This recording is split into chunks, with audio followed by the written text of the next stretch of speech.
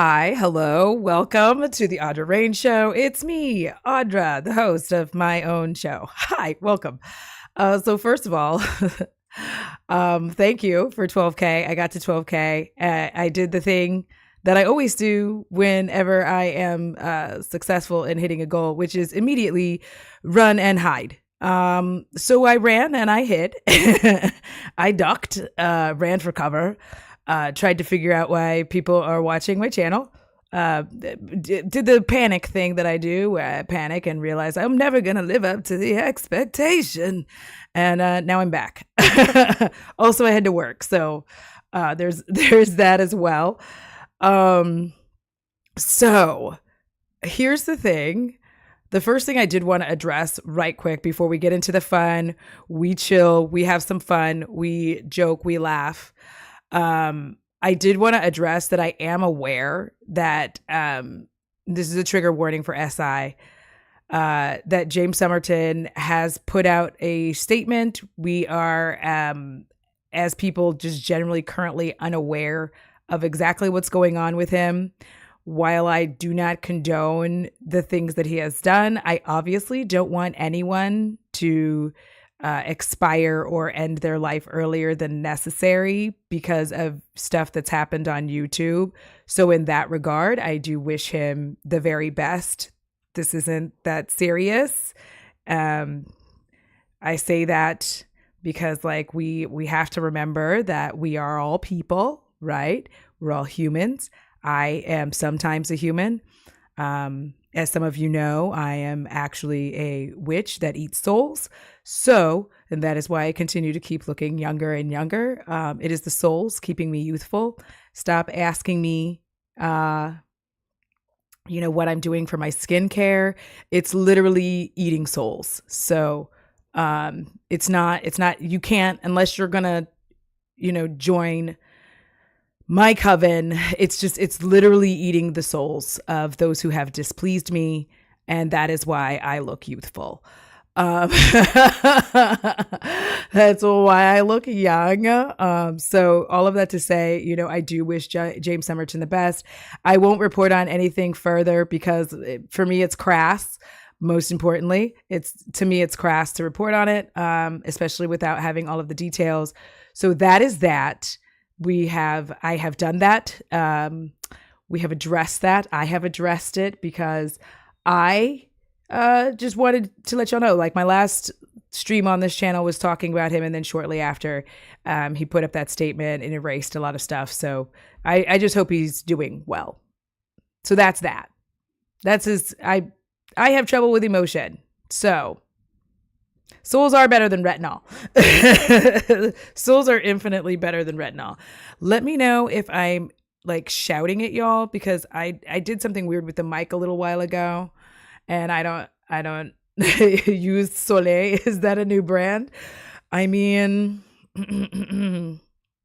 speaking of brands, look, we're gonna have little breaks in between the Who the Fuck Did I Marry? Keeping up with random makeup news because I'm that bitch and I'm messy. So let me be who I am. Let me be messy. I see on the screen that I have a new member in Shannon Quinn. Thank you for becoming a member. And the latest subscriber I can see is Michael Love. So thank you for that. I appreciate it. And now that I'm officially not as stressed out and nervous, because I did want to address that because I did talk about his situation and I just didn't want to seem like a callous, uncaring POS, even though I am generally callous and mostly uncaring to most people. To be honest, I'm not, I'm kind. I'm not nice.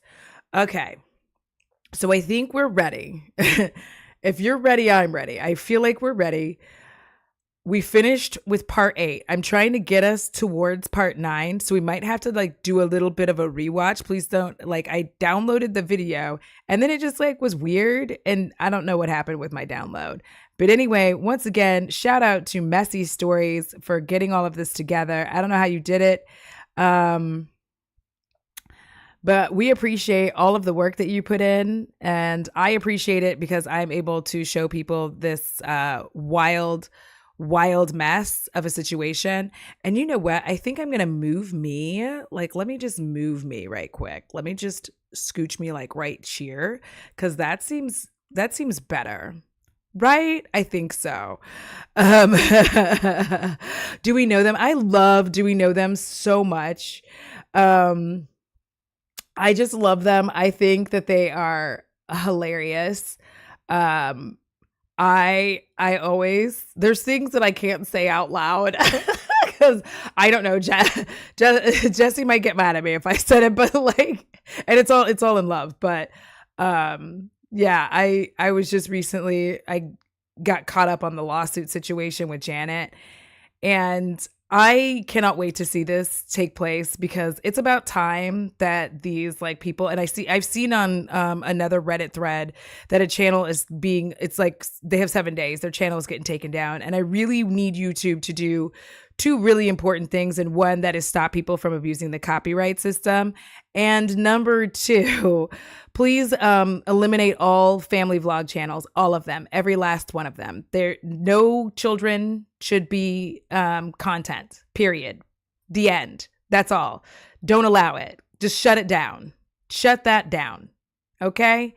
Because even the best people, not good. The only time I've seen anyone who's good with having their children on the internet are the people who actually like blur their kids' faces for the entirety. Like, oh, they are opening toys or whatever, blur their kid's face. A child should not have their life done like that. That's horrid. It's disgusting. And your child should not feel like they are the ones keeping your family financially whole. So on that note,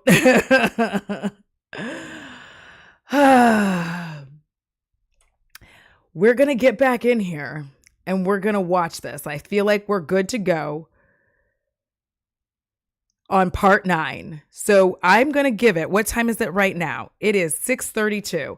I have until 8:30, maybe 9 o'clock to like watch this shiz. I am currently drinking a watermelon cucumber Truly. Please sponsor me. You're a real brand. And that I will take that sponsorship. Truly, for adult beverages. Summer's coming up. Come on. Be for real. Be the brand that really does take us seriously in this realm. Give us that leg up so people can stop using BetterHelp and Shark VPN. Surfshark. Wait, is that loud enough? Let me make sure that this is loud enough for y'all. Hold up. I'm like, wait, is it loud enough? Because hers is quieter than others. I feel like, oh, there we go. Hold on. Can you hear it now? 2012 Nissan Rogue, fully loaded. It had quite a few miles on it, but it got me from A to B. It was in good condition, but I was upside down in the car. He was driving a 2018 Ford Taurus. Sport mode. I know he had a sport mode on the car, and I love driving that car. When he told me how he was a regional manager, he told me that one of the perks that came with the job was that he would be getting a company car. And so we spent time going to Range Rover of South Atlanta. We spent time going to Jaguar. We spent time going to... Girl, you said it incorrectly. It's Jaguar. You have to whisper it. You have to say it. Whenever you say something that's like really expensive, you have to do your mouth a very specific way, and then you have to whisper. You have to be like, yeah, so anyways, we were in our Jaguar and it was a lovely, like you can't just say Jaguar. You have to Jaguar. So listen, Natalie, I like all of the Trulies, even the ones where I think it's gross. I end up liking it. I'm not sure what voodoo that they put in this, but somehow you just always like, there's not a flavor of Truly where you're like, no, you're always like, yes. All right. To BMW. We spent time going to Ford, which was on Mount Zion in Morrow, if you all are familiar with that area. He test drove a whole lot of cars. In the end, he decided on a BMW sedan. I was there when he test drove the car. I got in the car with him. I loved it. And he explained to the salesperson, you know, I'm getting a company car. I need to get a printout of the full price of the car, tax, tag, and title. Because what my company is going to do is wire over the money for the car. I don't know how she believed any of this, because that's not how company cars work. I did. This girl, I saw Kenny JD did it. I'm going to watch it after. As I normally do. Like, I don't what, because I hadn't decided yet if I was going to talk about Gabby Hanna's comeback, which I might do tomorrow, but we'll see. But I won't watch anybody's video on anything until after I'm done with it, because like I try, like, that's my best way to like not accidentally plagiarize or steal somebody else's shit. Jules, I love that it regional manager just reminds me of The Office. Is her ex-husband's name Michael Scott by any chance? Here's the thing. That is an actual, like, they just, warehouse jobs are very unoriginal and in job titles, but it also reminds me of reality show dating job titles, because every reality show, people's like, I'm like, what the fuck are these jobs? Do you ever sit there? They're just like sales executive, and you're like, what for? That's not a what? So that's what it feels like. But at this point, I'm like, girl, that's not how company cars work. A company car, just in case most companies aren't letting you go pick a car that is now going to be a company car. They buy car, they give you car and go, this is company car. Like, that's I'm so stressed out about her like doing this. I'm like, girl, that's not how company cars work. You don't get to go pick your shit out. Exactly, Natalie. The company cars come as a fleet. Ain't nobody getting their Beamer paid for unless they own the company. 100%. Like, the only time I've even seen it done in that regard is like garage door companies, because in some of them you're sort of an independent contractor, so they will give you a certain percentage towards the vehicle that they require you to buy. Like, they require you to have certain stuff so that you can put all that junk that you put on to, carry shit. But they're not like, if they don't have a company car for you already and you're going to go get a car, they're not out here letting you go pick, because if they did that, nobody would pick the right car. They want a car that's going to last for a long time. Like, so it's going to be a Toyota, okay? The salesperson was like, okay, apparently that happens a lot. So he gave him a printout. It doesn't. With they the just tax say okay. Tag and title for the car. In front of me and the salesperson, he called the person in the finance department for his job. Obviously, I have no idea what this person's name is, but he called the person. He explained to them, this is the amount of money. No. He said the president of the company, so-and-so, has authorized for him to get a car, not spending more than, I think, $90,000 tax, tag, and title. The BMW came out to just under $90,000. And so I remember this conversation so fucking vividly. So he's on the phone in front. I'm sitting down. The salesperson sitting down at their desk, and he's like, they put me on hold. And so he's like, I guess the person comes back, and he says, the price of the car is blah blah blah. He was like, give me a second, and I can send you a picture of that printout that shows tax, tag, and title for the BMW. He gets off the phone. Also, just a side note, I worked in multiple warehouses because I'm an autistic ADHD person, and staying employed is relatively difficult for a lot of us. And I've never seen this before. Not for like a manager. And even like the VP of, like, when I worked at Chewy, there was like the VP of or the general manager for our building didn't have a company car. So I'm so confused. Like, why would you need I just need you, because I've worked for Chewy, I've worked for Amazon, I've worked for a third party logistics company. Nobody had a company car. No one. Exactly, Dark Angel. Companies will do iPhones, not vehicles.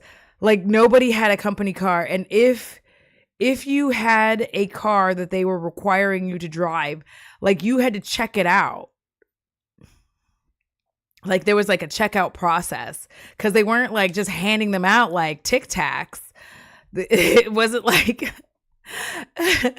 but even then it was like, no, you had your own vehicle. Like what's happening here? Also, Emily M, I just look at the border. Look at it. I'm so proud of myself. Okay. He takes a picture of it. He sends it to whoever. He waits about 10 minutes. He calls the person back. He says, "Did you get it?" Apparently the person did get it. But the person who can actually physically do the wire transfer had gone home for the day. So what he says to the BMW salesperson, he's like, "Okay, we're going to have to do this tomorrow because so-and-so went home for the day." I don't know who the salesperson is. I can only tell you from my viewpoint what I thought. I had no reason to think this was a lie. I had every reason to think it's a lie. I really didn't. Because again, you got to please keep in mind the circumstances that all of this is happening. We're inside the dealership. We're sitting at the desk of this person. He gave us the printout. He's on the phone, doing business, basically saying, "Look, this is how much money the car is going to cost." He's taking a picture of it. He seemingly is texting someone saying, "This is how much, this is proof." I have a question. Just like a real, like it's a quick question.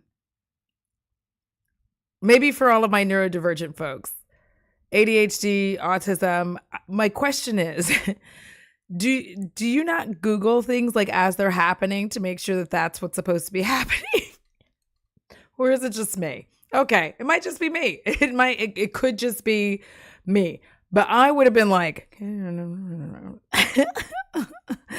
also, did she never like Google like where he works and see that he worked there?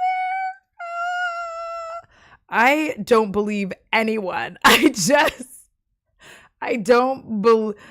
Yeah. Janet, the VPs would have their cars completely paid for if they bought American Made where I used to work for. Yeah. But it wouldn't just be some like random company car. And I'm betting that the VPs, and you let me know, Janet, had like a this is what you can get situation, not a show up at whatever dealership, make some choices.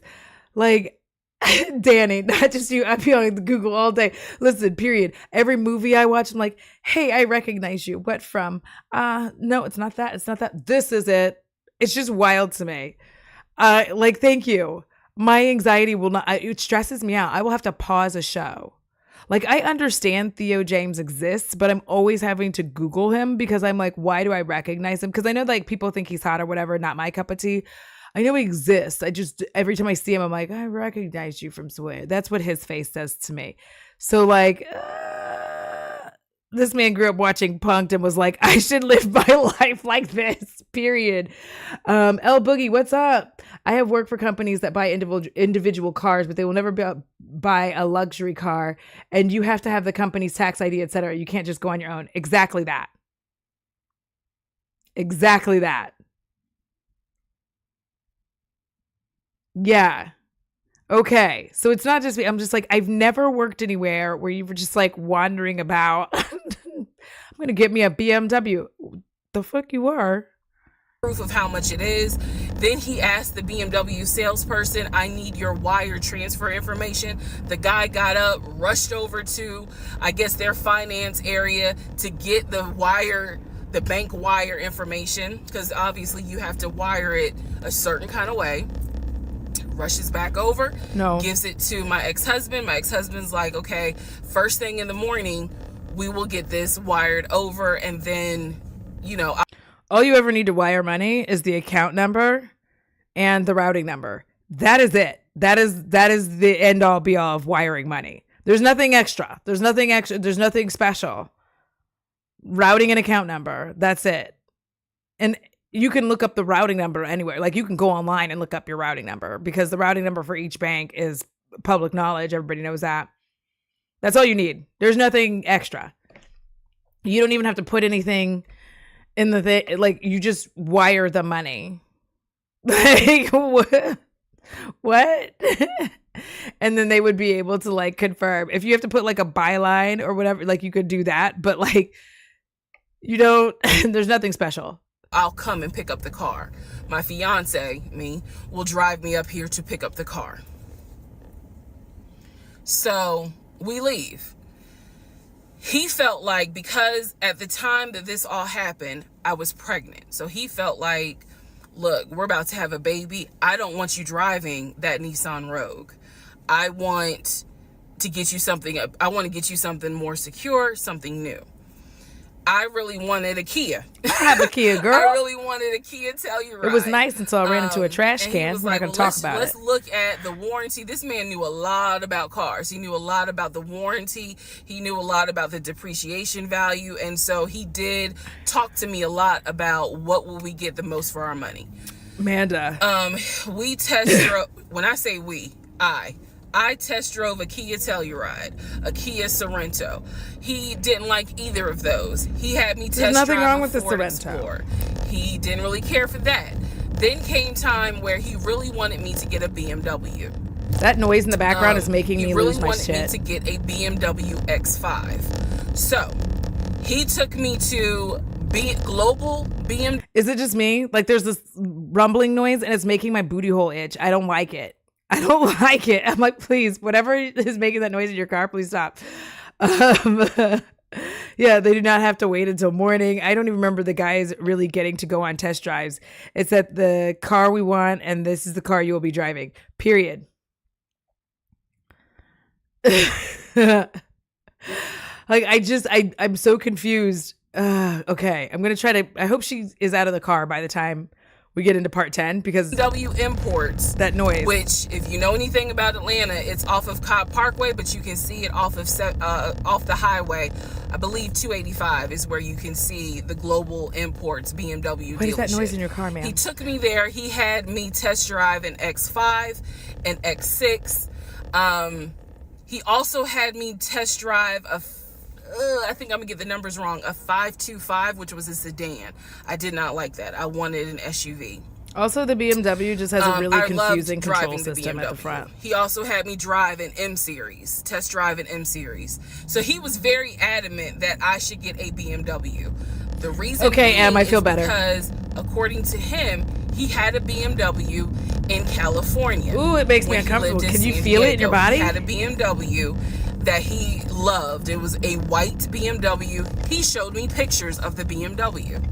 Ma'am. So he showed me pictures of this white BMW that he had, and unfortunately the car got totaled about 2 months before he moved to Georgia.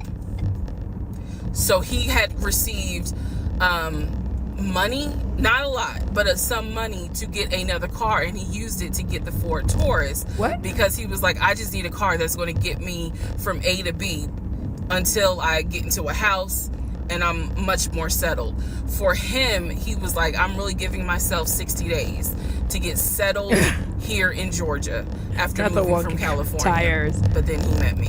Oofed. Again, that's the story. So he had me test drive the BMW. So much so, I loved the BMW. Loved it. I wanted a dark blue BMW with cognac interior. I wanted an X5, and I wanted an M Series. So I can clearly tell y'all that's exactly the car I wanted. We were online looking for that particular car because not every dealership had it. I was okay with a black BMW if needed. But I really wanted dark blue, and I really wanted that cognac colored interior. So, and just FYI, during this time, it was deep in the middle of lockdown. Also, during this time, we were having trouble getting chips for vehicles, and we still haven't really recovered from that. So getting the car that you want is kind of hard to do. It has been that way for a while. Like, the prices are coming down, but it's still hard to get like a brand new car and with all the features that you want exactly, because they're just not here. They can't make them because like there's something to do with a chip. That's all I know about it. Allegedly. This is company cars have to be strictly tracked because they count as a company asset and therefore are counted towards the company's taxes and insurance. Also need to have proof of the insurance at purchase. Exactly. And that's the thing. A lot of companies aren't going to have a bunch of high-end ass cars, depending on like what it is, but just generally, because like this is basically a warehouse, and it doesn't matter if he's a regional manager or whatever it is. This isn't a job where they're going to need you, in my opinion, obviously, where they're going to need you to be driving a flashy car. And that's like quite an expenditure to be making for like, let's say it's 5 employees. And even with your taxes and claiming it as an asset, it's a depreciating asset. You're going to claim it for multiple years. That's one of the reasons why they don't get these like expensive ass cars, because it depreciates in like 5 years. And then they get some money out of it by selling it to like enterprise, shit like that. They don't even let it get to like a high mileage point. So this is just, I wish that people did. Hi, Empress. I wish that people would do like research. Like, I'm like, girl, in the year of your Lord, 2020, 2021, you had the ability to like, you had the internet at your fingertips and you didn't use it. Like I said, when I was like, I met somebody on Tinder like in 2018 or something. He said he worked for ESPN and I was like, psh, I Googled it. I Googled him. I looked for him on Twitter. He did, in fact, work for ESPN. He was an asshole, but he did work for them. It did pan out. Pictures matched up and everything. So I was like, okay. And that was, oh gosh. I hate it when people don't do research because I'm just like, why are you like this? Yeah, luxury cars would be a liability and not worth the expense. Yeah. Because here's the thing, when you total a luxury vehicle, bro, that's rough times. That's rough times. You have to like, you have to have some gap insurance with that, for real. He felt like, I want you to consider all of a sudden an Audi Q8. Let's just see how you like it. If you don't really like it, then we will go. You should get a Subaru. Back to the BMW. I cannot tell you why he switched up. Have a really good crash rating. I can't. But I can tell you he took me to an Audi dealership on Peachtree Industrial. He test drove an Audi and I test drove an Audi Q8. I loved the Q8. Loved it. But I was tired. Oh wait, I can move the speed up. I can't. I had test driven so many cars. We're doing 1.5. Our weekends were spent either looking at a house or test driving cars. And I was picky, I will admit that. So he had me test drive the Q8. I really liked it. I finally just told him, look, I'm good with either the BMW or the Audi, because I'm tired of test driving cars. He told my family he was buying me a new car because, keep in mind, not keep in mind, let me let y'all know, he had met my family initially on Zoom because, again, we were locked down. He had met my family. He also had met my family in person because at this point it was like, look, if you're not showing any symptoms, maybe we can do family dinner. And so he had met my family. I just want y'all to know, real talk, at this point in my life, I mean, I'm aromantic and ace. If I did happen to date, you are not meeting anyone that I know and love for probably 2 years.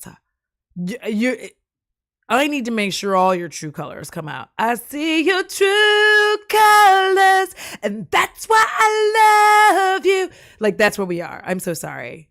Let me live. Family in person. And hey, now coffee lady, we'll go ahead and move towards part 10 of this series. Okay, part 10. Who the fuck did I marry? Okay, had to sneeze. El Boogie, same. None of this is how anything works. Kias, hell, he even had me test drive a Nissan Murano, but the main two were BMW and an Audi. He had told my grandfather he was getting me a car.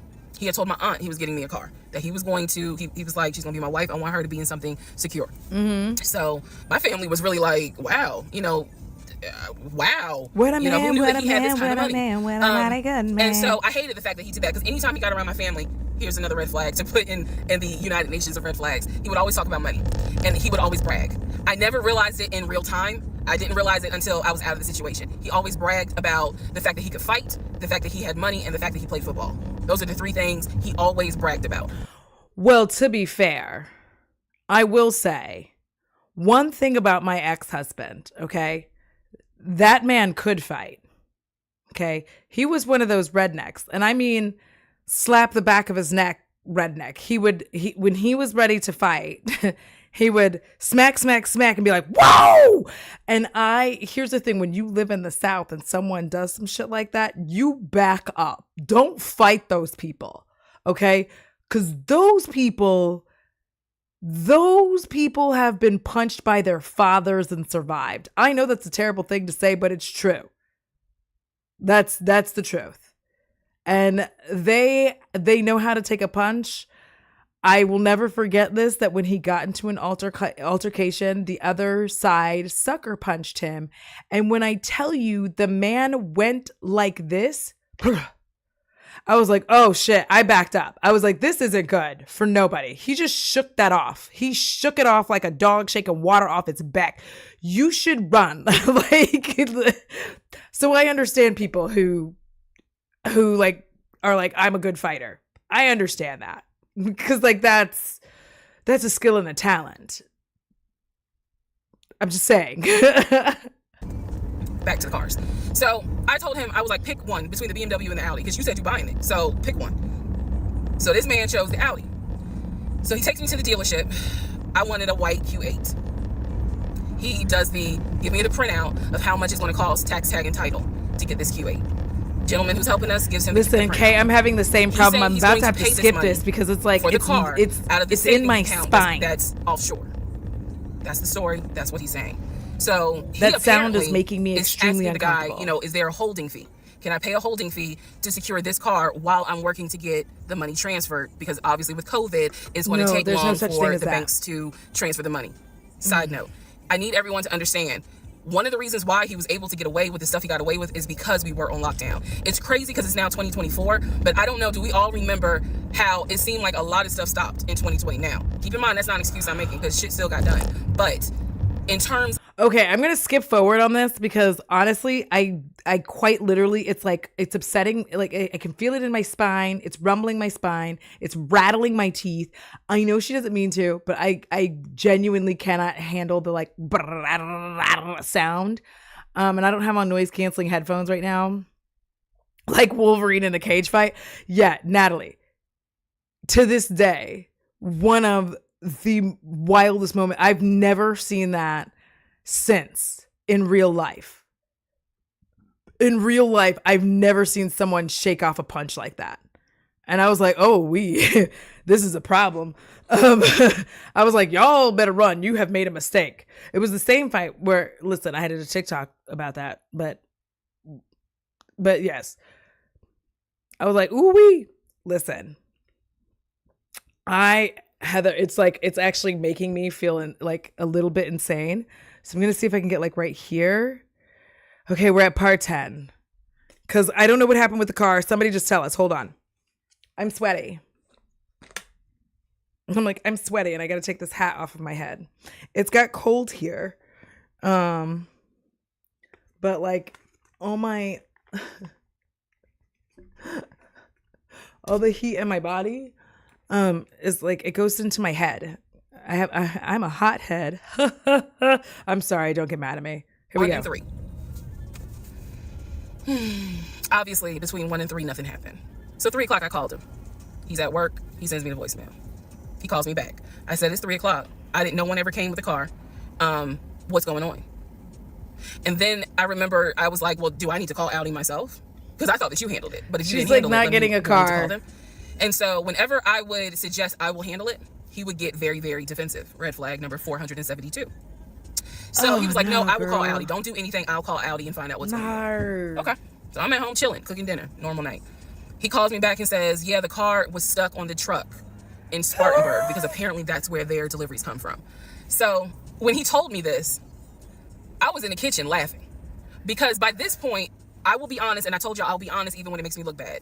I was guilty of, on one hand, I believed him, and on the other hand, I was like, let me see what lie he come up with. But keep in mind, my brain. I absolutely hate that she keeps doing that. That she keeps being like, on the one hand, like this, but on the other, I want to see what lies he comes up with. I don't. Like, in my real life dating, like before I truly understood where I was like, oh, I just don't really like real life romance. I like romance here. I don't like real life romance. I don't want to see what lies you can come up with. I don't care. Just let me be free. You know what I mean? And I understand that religion plays a part of this because she's very religious. She's pregnant. She's going through all of this stuff. And she just keeps like, it would never be me. It would never be me. And I put up with a lot of awful shit in relationships. One of the funniest things I put up with was a ginger man who tried to like fart silently. When I tell y'all, I mean, it smelled horrific. And I tried to pretend I couldn't smell it. But I was like, I cannot breathe. And then he was like, well, this is unfortunate. And then we both laughed because it was like, I mean, sewage. Like sewage. And I was like, buddy, this is untoward. And then we could both laugh. You know what I mean? But this is too much. Girl, you were putting up with too much. I hate it. Was really like not rationalizing, not comprehending how deep the lie was. I just thought that no one told him the car was going to be delivered, and he made that up. Heather, I had no idea how deep the lie went. So he said, the car's in Spartanburg. It should be delivered this weekend. The weekend came, he had a whole other excuse. Oh my God, Jules. What the exact excuse was as to why the car was never delivered. I do remember we got into an argument, and I was like, don't even worry about it. I'm gonna get a new car my damn self. I don't even need your help. Which is probably one of the worst things you can tell a narcissist, because they love to be the hero. It's all about them. But I was like, don't even worry about it. I'll get when I have the money to get a car myself. I'll do it. Selena. I don't want to hear anything else about a car. How are you feeling today? I don't want to hear shit else about a car, because at this point I was spending way too much time trying to figure out: are we getting a car? Are we getting a house? Like, what the fuck is going on? Always there was an excuse. So when I told him I don't want to hear anything else about a car, and I am not going to a dealership to test drive another car, that ended that whole discussion right there. So this is where I'm going to interject what I believe was happening. I believe that my ex-husband is the type of person, he gets off, nut. He gets off on you being excited about something that he knows you will never get. So I believe that he enjoyed going to car dealerships. He enjoyed watching me test drive a car and get excited about it, knowing I was not going to get it. That's diabolical. It is the level of cruelty. And again, I'm telling y'all stuff that I found out way later on. It is the level of cruelty that I still cannot comprehend. So the whole issue about the BMW and the Audi, I think he just enjoyed seeing me get excited and then pull it away. Part 11 coming up. Okay, we're on 11. Right, part 11. So for this part, I'm just going to give you some backstory on the family. Pause all the stuff about the house. Pause the stuff about the car. This is backstory. Okay, I'm ready. His family, Tell my me. ex-husband's family. All right, follow me. My ex-husband's parents, mom and dad, are both deceased. Okay. Mom passed away from cancer. Dad passed away shortly after her. I'm not sure what he passed away from. So he has a number of siblings. He has with his parents, he has two brothers. One is older, lives in Philly. One is younger by 2 years, lives in Nashville. He has two sisters. One, Shantae, is older, lives in Douglasville with her husband and 2 kids, a boy and a girl. Younger sister Kim is the baby, lives in Augusta with her husband. Procter & Gamble. That was the story. He had 2 half-brothers that were through his dad. Thank you, Selena. One brother lived in Baltimore. The other brother lived in Augusta. The brother that lived in Augusta, I have physically met in person, shook hands, hugged, all that. The brother that lived in Baltimore, I have FaceTimed with, talked to him. The brother that lived in Philly, the older brother that he looked up to, I have never talked to him on the phone. I would always talk to him through my ex-husband. So the conversation would be like, hey babe, brother so-and-so said hey. He didn't call him brother so-and-so. We'll call him John. John said hey. Hey John. I would be in the bathroom doing my hair, brushing my teeth. Hey John. And he'd be like, did you hear? He said, how you doing? I was like, I'm good. How's he doing? Because listen, I think a lot of us were married to these. And so he would relay back and forth. That's why we shouldn't get married yet. He talked to John every day from starting around July after the grandmother passed away. He would talk to John every morning. We both would be getting ready for work, and he would be on the phone with John. They would be talking for 30, 40 minutes. talking about football, talking about other siblings. They would be talking about cars. It was really like not a big deal. They would talk about the brother in Baltimore. They would talk about the brother in Augusta. And then they would reminisce. This is the conversations I could hear. Let me explain. When I say I can hear a conversation, what that means is I am physically standing near him or next to him where I could hear him with the phone up to his ear talking to someone, because it wasn't me. Okay? I may not hear the other person because the phone call may not be on speakerphone. But what I hear is, for example, I hear, hey man, what y'all doing? Oh, for real? Y'all barbecuing this weekend? What y'all making? Oh, that's what's up. Nah, I think me and her gonna stay in this weekend because, you know, these numbers is looking crazy with COVID. Yeah, she over here. She's sitting right here. She watching TV. Okay, hold on. John said, hey. Hey, John. You heard her? Okay. All right, if he's just like faking these calls. That's the type of conversation I'm explaining. Okay, so I hope that gives a little more clarity about the type of conversations I'm hearing. So, I don't know why this light keeps going out. Okay, so that's how he would talk to his siblings. The grandmother passed away. He called me around April or May and told me that his grandmother passed away. His grandmother on his dad's side. So Coffee Lady was asking, I don't know how he kept all this straight. I think, okay, I feel like a compulsive liar can't keep their lies straight. I feel like, I could be wrong, but a pathological liar puts lies on top of lies. And anytime they slightly forget something, they're able to like pivot really quickly to like fix it. Compulsive liars just like lie for the sake of lying. So I feel like maybe he could be pathological. Obviously, I'm not a doctor, a therapist, a psychiatrist, a psychologist, any of those things. I'm just like a person who works at the post office and happens to do YouTube from time to time. And like, hooray again on 12K. Like, thank y'all. I don't know what you're doing here, but thank you for being here. Oh my God. Listen, the same thing's going to happen. If I should hit 13K, I'm going to disappear. Just understand that. I get excited. I'm very happy. I'm very appreciative. Thank you.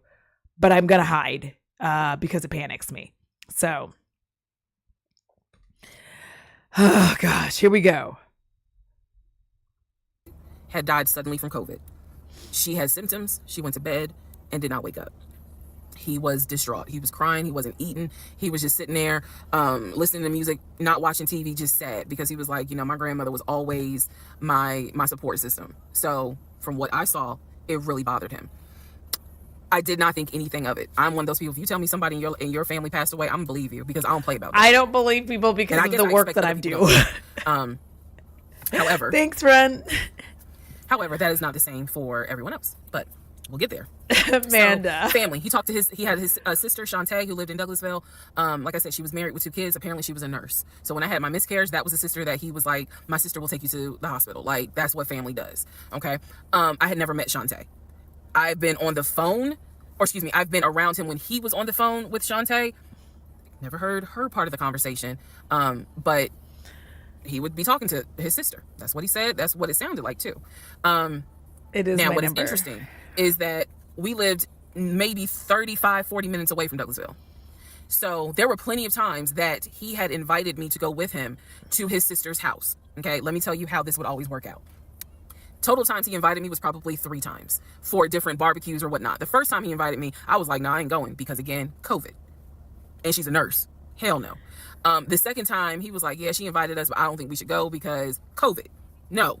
The third time I agreed to go. I was like, absolutely. I'll go meet your sister. Like, that'd be great.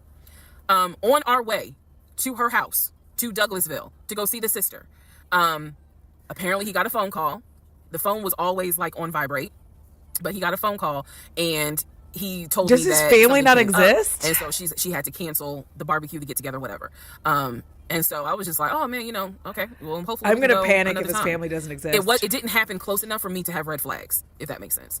But at this point, as y'all probably like, girl, you so blind. But again, I didn't think anything of it because it's like, okay, it fell through. We'll see. We'll reschedule. And so we just went out to eat, and then he talked to another brother, the brother from Augusta that he would have on speakerphone. So it was like, you know, I didn't think anything of it. I really didn't. Man, and the more I talk about it, the more I realize like I'm not a dumb person, but it just never dawned on me the things that you have to now investigate. I promise you, the need and want for a relationship. This is why I say, like, decenter not just men, but romantic relationships from your life. Center yourself, start taking care of you and enjoying yourself, because like then shit like this won't happen to you.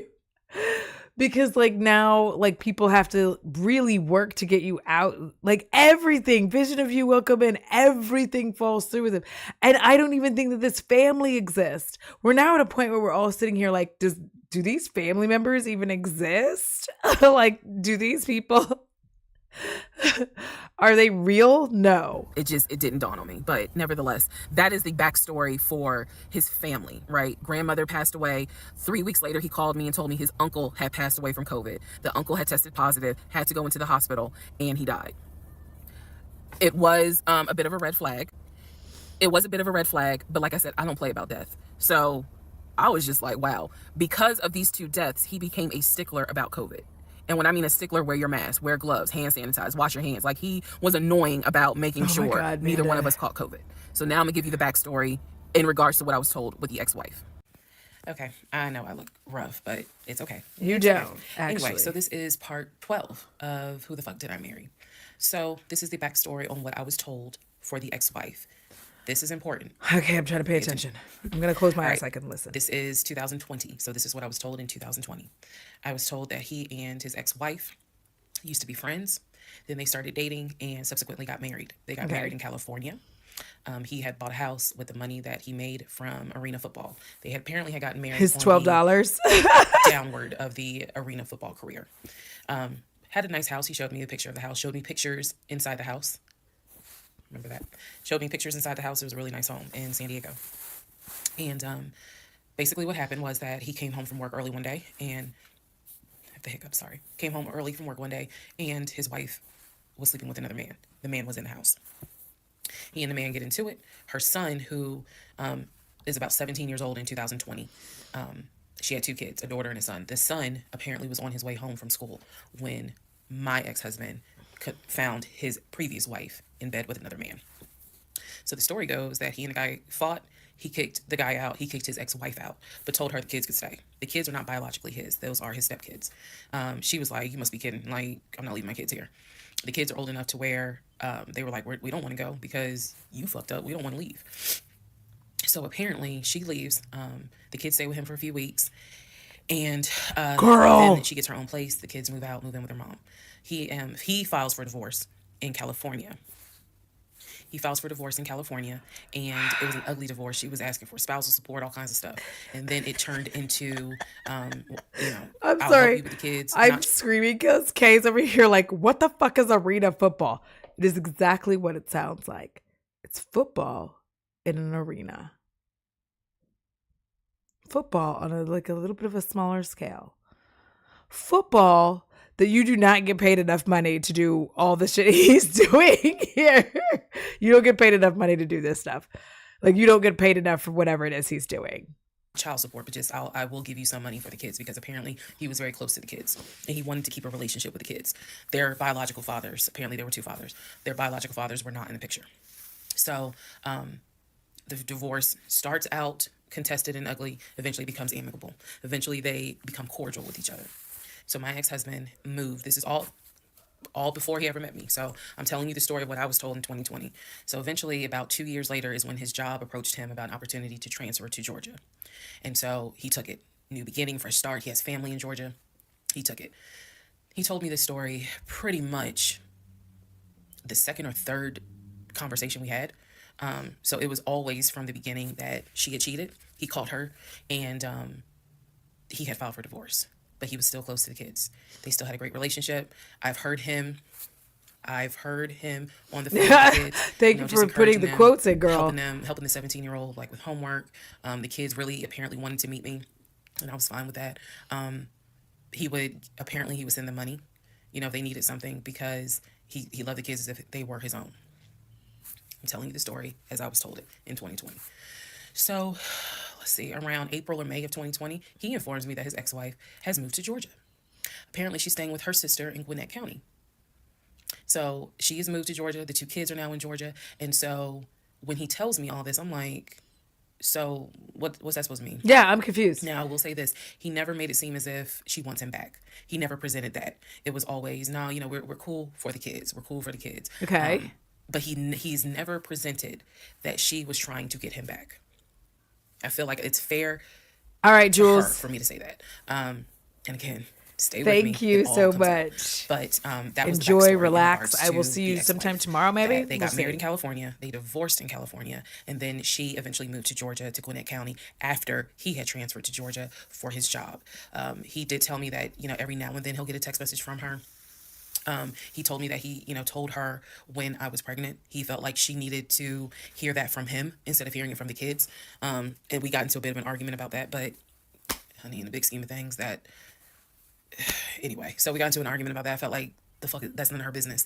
But that's the overall backstory of her. So remember, because there will be a quiz, but just remember, he met her in California, married her in California, divorced her in California. She moved to Georgia, to Gwinnett County, after he moved to Georgia.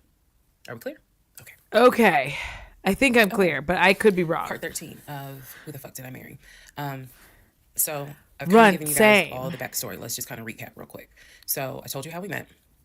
Met in March of 2020. Is she just doing like a recap? Basically, Georgia got shut down. I keep saying shut down. Got locked down. We decided to quarantine together. I know it was crazy. It was crazy. I really liked him.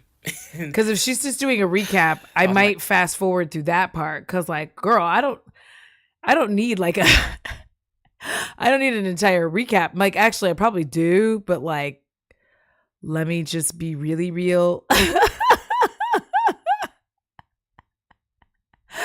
In that, like, oh, yeah, okay. I think I can skip it. So hold on. Let me. Oh, hold on. I forgot I moved it. Okay. So, all right. Because I was like, wait, are we just doing okay? Because she's gonna recap it for us. I'm like, girl, I don't need a whole ass recap. It's 2 minutes. I'm gonna put right around there. Because, like, each one is, like, 10 minutes long. That's 13. Okay. So now we're getting back to the houses. They're not looking at houses. Don't want to look at cars. We're on part 14. Let's rock and roll. Thank you, Tracy. Before we get into this video, I want to come on and ask everyone to please not send hate to anybody involved in this video. Genuinely don't know how that happened. I don't know how this like just decided to skip. Hold on. Hi and welcome. Hold on, I'm getting back in. You're here for part of the right here. Past the 2-day deadline, they went with the other offer. Also, at this point, our real estate agent, Scott, and I do not blame him for this, pretty much cut all ties. And so quickly for everyone to be like, we told. I'm trying to get like past right. the 2-day deadline. I'm just going to sit right here. Deadline, they went with the other offer. Also, at this point, our real estate agent, Scott, and I do not blame him for this, pretty much cut all ties. Because what he, I believe, felt like was, I don't know what's going on, but something's going on. Yeah. And this is not how I do business. So until you guys are ready to show the proof of funds needed to buy a house, you need to get yourself another agent. Because we were already about 20 to 25 houses deep by this point. We had already put in 2 other offers. This man is wasting everyone's time with this house. And once again, it fell through. Okay, so good news and bad news. Number one, this is part 14 of Who the Fuck Did I Marry? Bad news, this is going to be the last post for the night. And the reason why, good news, tomorrow's my birthday. So I'm just going to make this video, post it, and then I will pick back up probably Friday. Because honestly, I truly oh my God, I love it when Jenny Nicholson does that. My birthday tomorrow. I just want to enjoy my birthday. All right, so y'all don't be upset. Just if anything, watch parts 1 through 14, then we'll be ready for part 15. Okay. So the house fell through in October 2020. And what 20 I told to 25 him was, houses at this I don't want to point. look at another house. I don't want to talk about cars. I want to get through the holidays because it was going to be a holiday season where I could not celebrate my family because of COVID. So I said, I just want to get through the holidays. I want to get through the end of the year, and we'll revisit stuff in January. I was very calm when I said it. No argument, nothing like that. And he said he understood. A lot of what fueled me staying in this situation really was the fact that, number one, I didn't want to be alone. Number two, I didn't want to look stupid by having the relationship end so quickly, for everyone to be like, we told you something was up. And number 3, I was ready to get married. And that, ready to get married fueled a lot of stuff. See, it's 1 and 3. 1 and 3 are your problems. It's not the number 2, the embarrassment of ending it. That's not it. It's 1 and 3. 1, I didn't want to be alone. And 3, I was ready to get married. This, y'all, I say this, I cannot stress this enough. You can't allow the want for something to overtake your good sense. Because that's how we all end up in shitty situations and bad situations, because we allow the want for something to like overtake our good sense. Because she didn't want to be alone, and she wanted to get married so bad that like she knows this man is lying to her. She knows she's with a bum, but she's just like pretending she's not with a lying ass bum just so that she could get the ring on her finger, just so that she could be married and not be alone. Like, baby, don't do that to yourself. Oh my God. Oh my God. I'm ready to get married to hell itself. Yeah. That's what I'm saying. Not wanting to look stupid is a problem, because I'm sorry, how silly do you look now? Like, listen, she's probably getting nice little bags out of this story right now, but like while you're going through it, it's just like, you have to wake up to reality. At some point, you have to just like shake yourself and be like, I'm making mistakes. Like, you have to just be like, I've made too many mistakes and I have to move forward. All right. And again, I was still making my audio diaries. So listening back to it, I knew something was wrong. I admit that. I knew something was wrong. But what I thought it was, truthfully, was like, why does it seem like there's always something? Like, why can't we just go ahead and get the house? Why is it always something? Why can't I just get the BMW? It still didn't dawn on me how deep this something went. So Heather had said, I don't know what it is with us Black women that we don't want to be alone. Excuse me. The urge to be married is so deeply ingrained in us. Not my Black ass though. Same. Not anymore. I think there's a couple parts of it, is that like the concept of Black love is, and there's multiple videos out there, people who talk about Black love, and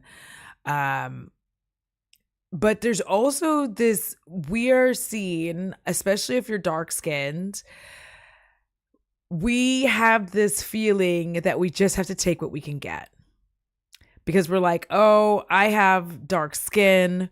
Who even wants me? No one. So you just like put up with bullshit from somebody you shouldn't be putting up with bullshit from, because a lot of times you were like, a lot of us were in PWIs. So that is also another thing that pushes us. Like, you were in a predominantly white institution in middle school, high school, all of that stuff.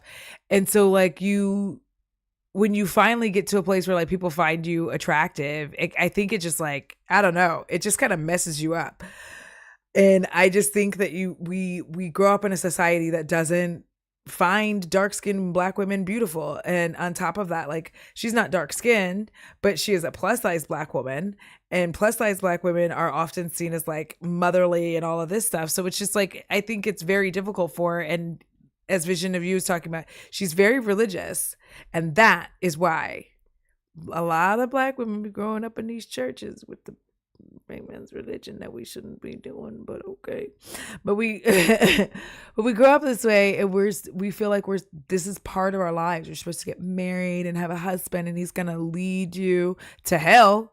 To hell is where he's gonna lead you. And for the people who keep asking, I'm going in order of events. So yes, there will be a video where I explain how everything came out and what came out, what was true, what was not true. Yeah, let's get it's to coming. it. I'm just getting all of this out in order.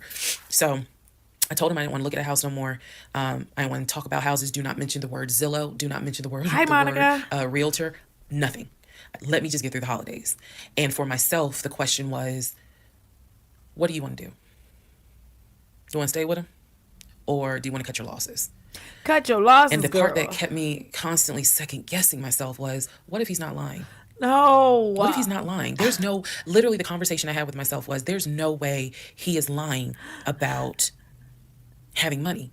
You saw the paper from Jeff, Chase. they don't just approve $750,000 for a mortgage for anybody. I don't think she posted this for clout. I do think she posted this as a PSA. I think she just wanted to share her story as a way to be like, you know, that funny feeling that you get, you should listen to it. A lot of women end up in these like red flag ass relationships, women and non-binary femmes. And a lot of it is because I feel like people always want to tie it to self-esteem and self-esteem only, but you can have really high, great self-esteem, but still have all these extenuating factors that attack and make you think that you have to do things that you don't necessarily want to do. So you could think you're hot shit, you're gorgeous, you're this, you're that. You can think that you're badass at your job and blah, blah, blah, blah, blah. But then there's like a whole society that says, well, you're not really truly a woman unless you do this, this, this, this, this. So that could lead you into this. Like she allowed herself at some point to just continue to be led down the road to hell. Like, she knew this man was lying to her and she kept doing it. So I really think that she posted this being like, I went through this so that you don't have to. Yeah, the whole church doing benefit of the doubt thing is the downfall of many women in organized religion. Yes. Like, I would say this. I just think, regardless of your gender, the minute you get those like weird little like that tingly feeling, that back of the neck, that little ear ring, like you need to back out of this. That is your body quite literally being like, things aren't going well. And you just ignored all the signs. Like, listen to it. Yeah, I think it can be. I also think it can in fact be you know, for your own self therapy. Like, that's, I think a lot of us do content creation in general, just to like let things out that we have otherwise not let out. So hi, Nat, welcome in. I've seen his checking account. Beware the homosexual. You see how much money's in his available checking. Like you I don't think he's lying. I don't think he's lying about that. But what is it? Is it that he doesn't trust me? Like, I second guess myself so much. Is it that he doesn't trust me? Is it that maybe he doesn't really want to get married? Like, no, what girl. Is it? Because I know what I saw. I know what I heard. I know that he's having conversations about move the money from this account to that account. I know he's paying my car note and all these bills. Like, clearly this man is making money. I know that I saw the letter from HR that states his new salary is 200 and something thousand. And I remember thinking, like, God, what am I missing? I'm missing something, but what is it? Because I know what I've seen. I know what I have touched. I have physically touched these papers. Like, I know how to read. So what is it that I am missing? He's close to his family. He talks to them all the time. You know, he's just a regular guy that just likes to watch NFL football. He leaves me alone when I want to watch Georgia football. You know, he's paying the bills, groceries. I haven't had to worry financially since I've met him. 100% that. Who lived on her own, paying her own bills. My God. That is another thing. Her talking about what happens at home stays at home. Yeah. Because there were generations of us that grew up, you know. This is why I always think it's funny when people are like, well, what about the old days where our grandparents stayed together forever? I'm like, I just want you to know your grandma tried to kill your grandpa on more than one occasion. She made that attempt. More than once. Sometimes she was successful, but she did make that attempt. But that stuff just stays in the house. Even if the neighbors know, nobody talks about it. Yeah. In 2024, how is he paying all her bills? I went ahead and watched the whole thing after Audra's first video, but I'm still confused about that. Listen, we're going to find, God, that is the most intoxicating feeling when you meet a guy who just takes your stress and your worry away financially. But the downside is he took away the stress and the worry financially away and instead brought a mental fuck job I've never in my life had experienced. And I could not put my finger on it. I couldn't really talk to anybody about it because I'm a big believer in what happens at home stays at home. So I didn't talk to my girlfriends about it. I didn't talk to my family about it. But I just remember being like, what am I missing? Everything. What am I missing? So we did not talk about houses. We did not look at cars. We didn't do any of that for November, December. And he came to me like around Thanksgiving. And what I thought was a very open, loving conversation. And in that conversation, he was like, okay, I know I have fucked up. I know that things are not feeling too strong right now. He was like, I want us to get married. I want a home. I will show you whatever you need to see to put you at ease. Monica, 100% that. Monica says you have to also remember that when you don't think like a con man, you don't think anyone would go to this much trouble to lie about all of this. And then on top of that, she never saw con men around. Yeah. Like, I couldn't imagine anybody going to this length to lie to me. Like, I know people are liars, but like, I couldn't imagine anyone going to the length of creating documents. That's wild. He was very like contrite. He was very just like, what do I need to do to put your mind at ease so that you know I'm in this and that I want this and that I love you and I want you to be my wife. So I was like, show me your accounts. He showed me his checking. He showed me one of his savings. He showed me a Chase savings. He did not show me the offshore. And he did not show me the US Bank. So he showed me those two accounts, checking and Chase savings. So I knew that there was money. What I saw in those accounts, there was money.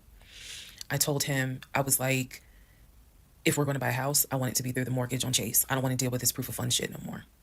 I said, I do not want to look at another house until the beginning of the new year. He said, okay. That is when we then had a conversation. So I guess I lied because we are going to have a part 15 or 16 tonight. But that is when we then had the discussion about marriage. And that is where religion came into play. Yeah, I'll give y'all the other part tonight. I promise you, you're not doing this to me. Who the fuck did I marry? So in December of 2020, around beginning of December, we had a conversation, kind of a come to Jesus heart-to-heart conversation. And both of us had grown up in the church, and the fact that we were not married but living together, the fact that almost had a baby together, bothered both of us. Both of our families, my family and his family, were very adamant. Like, okay, y'all either need to get married or y'all need to separate. And so I'm walking around with a ring on, which I'll post a picture of the ring because God, there's so much to unpack. But anyway, walking around with the ring, and so he said to me, whatever I need to do, my part to make this work, I'm willing to do. At the same time, barely a year, Cerulean. As much as it was, I felt like I wasn't trusting myself because, again, like I said in the previous video, I know what I saw, I know what I've read, I know what I've heard, but fuck, something was not sitting right with me. And every time I would question it in my head, the other side of me was like, okay, you know he ain't lying about the money because you saw it, so you know he ain't lying. Girl, are you that, like, I remember saying to myself, are you that jaded that you don't even know what it's like to have a decent man? Yes. Yes, I really had the audacity to have that thought. So we agreed at the beginning of December, like, we wanted to be together. Also, I just want to say, like, I believe people who say relationships are hard, romantic relationships are hard, they're literally only hard when you don't like each other. Like, they are. Because I've had nice romantic relationships that were like super easy because we liked each other. And then the majority of my relationships are hard because like generally the other person just either they didn't like me or I didn't like them. That's what was making it hard. We just genuinely like neither one of us would just be like, I don't want to do this. I can't stand you. They're not supposed to be this hard. Like, girl, break up. Just, close the clam and leave.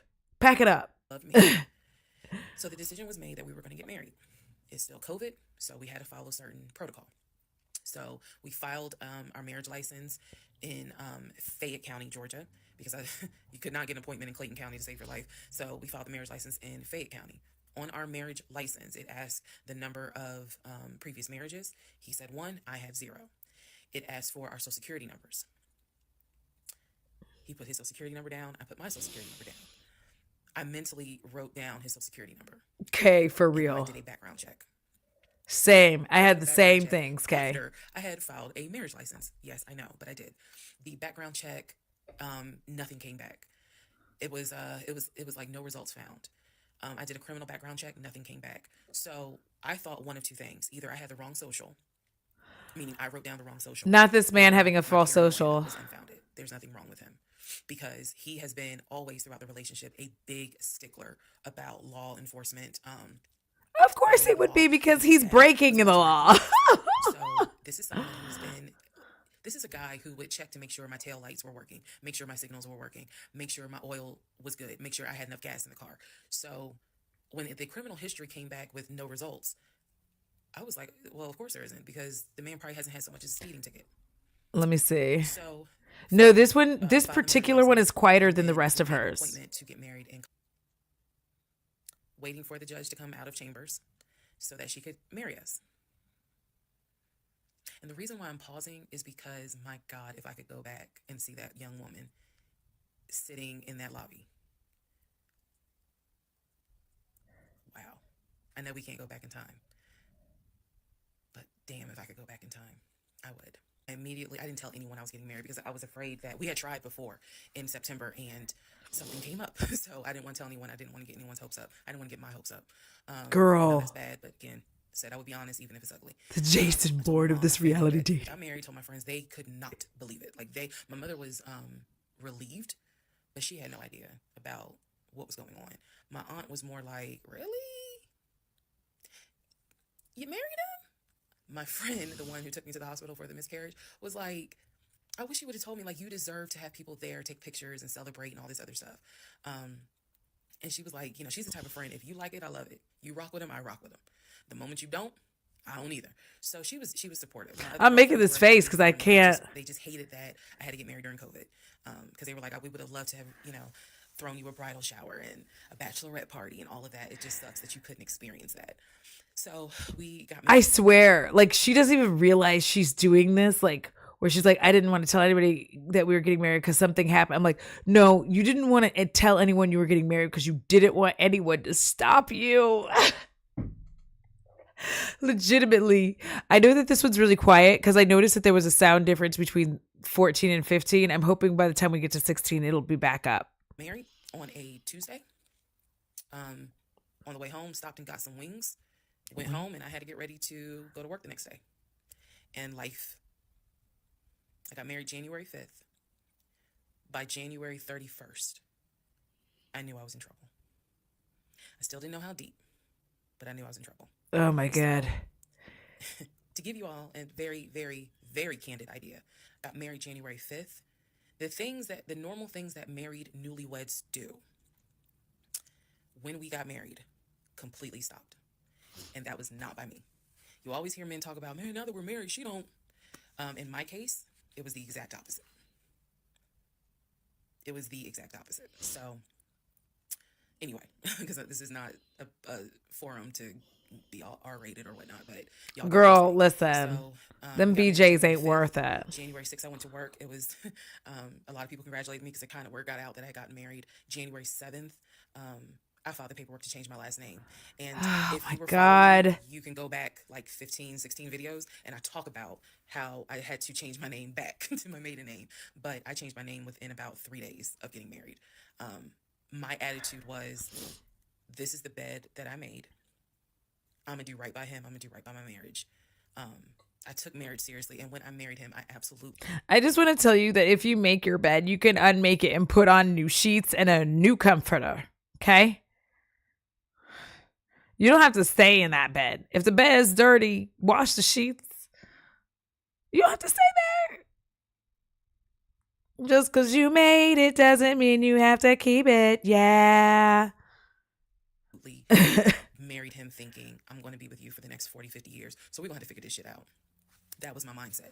I did not get married to turn around and be divorced in 6 months. Just get divorced. It's not that bad. 2021. And by January 31st, I knew I was in serious trouble. So that is where we are. The next set of videos, the next set of all this will be me talking about how things went downhill before it crashed and I found everything out. In the meantime, tomorrow is my birthday.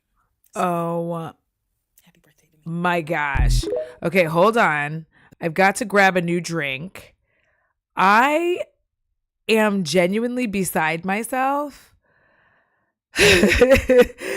Like, yeah. Divorce was like, I think the thing about it too, because like in Texas, you can just, file no fault, like whatever. It wasn't particularly expensive. And I just wanted to be rid of him so bad. I just genuinely, I got to a point where I was like, I don't give a shit anymore. Just like, keep the shit that's in the house. I just want you to be out of my life. That's like what I need. I want you to be gone. So like, I was like, deuces. The only thing I didn't do was change my name back to my maiden name. And that is because it's a pain in the ass because you have to like actually go back and like get all of the paperwork for that.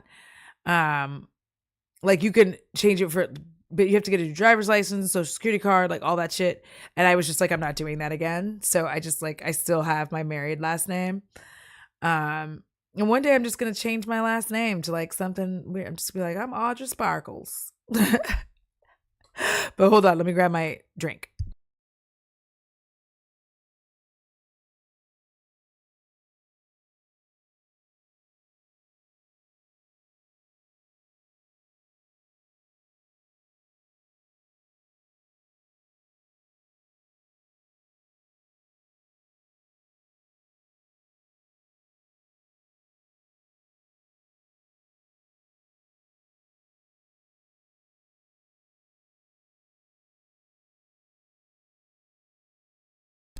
Oakley dokley. This one is mango chili. I have the margarita style. Yeah, I just feel like she could have just not gotten married. Like, yeah, the only thing that you have to do in a lot of southern states, even when you file a no fault, like in Texas, you just have to wait 6 months. Like, you file, and then you have to wait 6 months, and then you can get divorced. Like, you can't file and be divorced. Like, you have to wait 6 months, I guess, in case somebody changed their mind. But I was like, why would I change my mind? Because when I tell you, the minute I moved out of that house, I was like, oh my God, this is what it's like breathing. Yes. Like I could breathe, like quite literally breathe and like be de-stressed. You didn't want to go back to Audra Sound's German last name. Period. Like I was like, this is going to be too much. So now I'm just Audra German last name, and it's just like easier. All right. We're like halfway into this. What time is it now? 7:41. We have another hour. Let's go. The fuck did I marry? This is the interlude, basically. If somebody knows that if I should just move forward to the parts 30 or whatever that somebody said, I will do it. But like, someone was like, why are you airing your business out on social media? It's a valid question. It's good. For me personally, I feel like this was traumatic. Oh, Monica, I wish I'd been there to live through in Georgia. And I will, because I had to wait 6 months on another video, the aftermath of the toll that this took.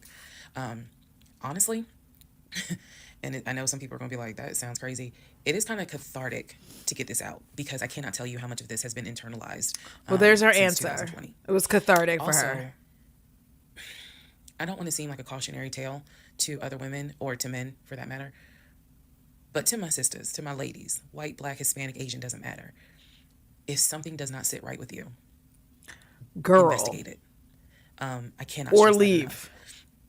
I dated a man who got mad at Alexa, like violently angry at like Alexa or something, just like yelling and fighting and screaming at her. I was like, we shouldn't date anymore. That's a lot. Relax. If just one woman watches these videos and she's like, you know what? Okay, thank you, Monica. Let me look into this. Then it was worth it. Yes, it is a Lifetime movie. Yes, it is Netflix. Yes, it is crazy. Yes, it is hilarious also. And I understand all of those reactions. As someone who lived it,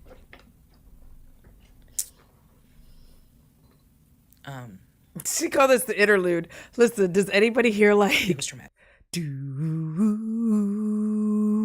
girl, I know I did you wrong.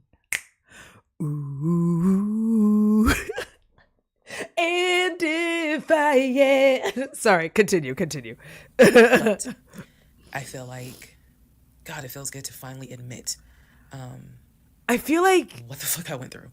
HBO or Hulu. This is uploaded. I think Netflix will fuck it up. January of 2021, right after getting married. So when I think back on it, there's things that I'm very, very grateful for. There are things that I'm just like, why did you not pay attention? I'm Why so did you not curious, question? And the We all sad want to part know. is, I can't even begin to tell you. I don't remember the woman I was before I met that man. I don't remember. Because going through something like that, it changes you. And I've seen some women in the comments who were like, I was married to a habitual liar. I was married to a pathological liar. My baby daddy's a pathological liar. And my heart goes out to them, because until you have dealt with someone so depraved, you really don't quite know how bad it can get. So I'm fully aware that this was a risk, putting this out on social media, telling my story, my truth, and really kind of being like, look, this is what I went through. I made dumb decisions. I overlooked things I should not have overlooked. Ooh. I argued away things I should not have argued away. You did, girl. I can pinpoint exactly the moment I should have left. I still feel like God is sitting on the throne and he's like, I never planned for your monkey ass to marry him. I never even planned for you to go out and date with him. That's why I blew your tire. I'm so sorry. I didn't mean to scream. Not her saying yo monkey ass. For real, your tire blew, and that should have told you everything you needed to know. Listen, I knew. Listen, just because I'm ace doesn't mean I didn't do the things. I was still experimenting, for multiple years, just trying to figure out like what I'm doing wrong that I hate it. When I tell you I went on a date with this man and he humped the inside of my thigh with his raw hot dog. It wasn't actually raw, but like there was a sleeve right on it, but he was just and like aggressively getting after it. And I had like leg burn, like the crease, you know what I'm talking about? Like where your thigh and with like your leg and like your torso meet the crease. He was like aggressively after it.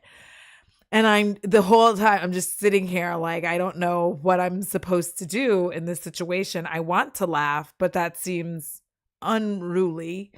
And that could result in violence. So I didn't laugh, but that was the goddess right there. It was like, Audra, don't ever like go back there. And I was like, yeah. When that man had the nerve to text me again after all of that, after the long, and I couldn't, because I had driven there. So I just like stayed the night, because I had been drinking and I wasn't going to drive because I'm not a drunk driver. I cannot believe I'm telling y'all this story, but here we are. And then I went home. When he texted me to be like, hey, I was like, no, like, why would I go back out with, like, he was like semi-interesting and kind of fun, but the fact that he was aggressively having relations with my leg crease, and when I tell you, it was like burning for like a couple of days, not from STIs, which there's nothing wrong with those, but just from the friction. That I wasn't supposed to have there. Like the outer part it was the whole situation. I was just, oh my God, Monica, I got a rash on my fupa. Yes. Just like aggressive. And the whole time you're making this face where you're like, oh, they're almost, oh, no, didn't, oh, they're not quite. Nope, that's not. Oh, I don't think they're gonna make it. And I don't understand, even with alcohol involved, the thing that bothers me is why didn't he know that was not inside? Like,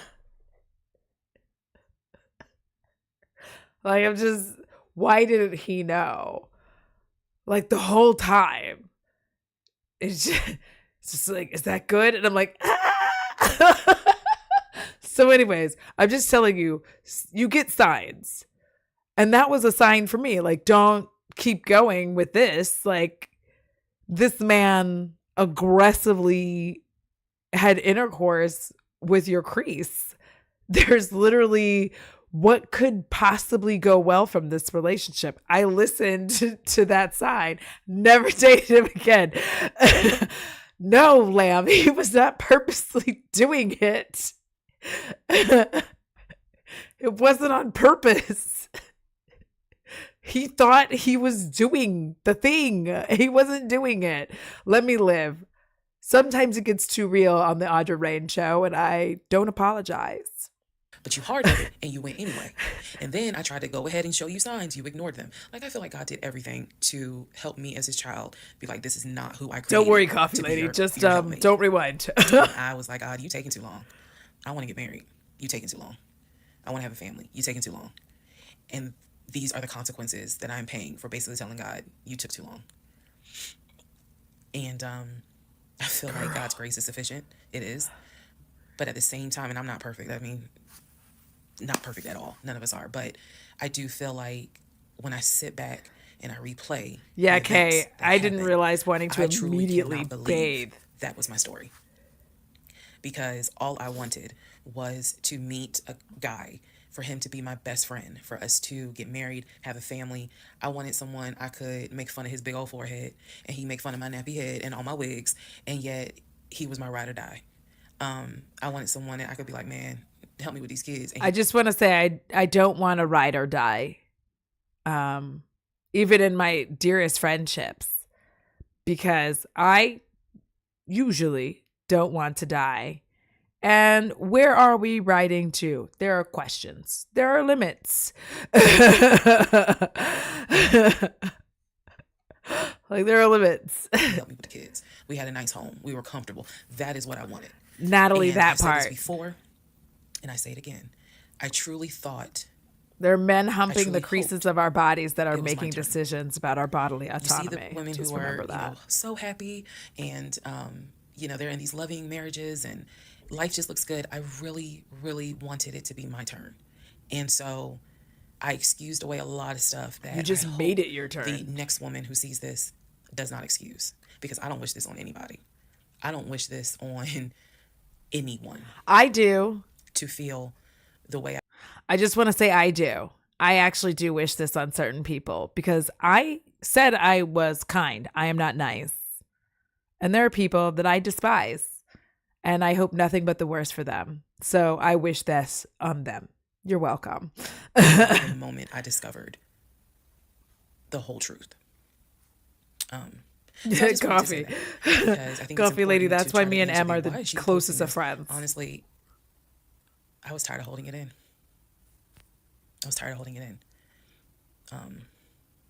And I hope it helps somebody. Okay, let's all take a deep breath. Let's all get some sleep. If you don't have anything to do and you just want to wish me happy birthday, happy belated birthday. Shout out to Team Aquarius. Good night, y'all. Part 17. Who the fuck did I marry? So that head wrap is so cute. Some stuff going forward. I'm going to now call my ex-husband. I'm gonna use the name that I call him in real life, so that way it clears up the whole fiance, boyfriend, husband, ex-husband thing. So his name is Legion. Anyone that knows me will tell you that is what I call him. So Legion and I don't know. Part 16, or excuse me, part 15. Legion and I got married January 5th of 2021.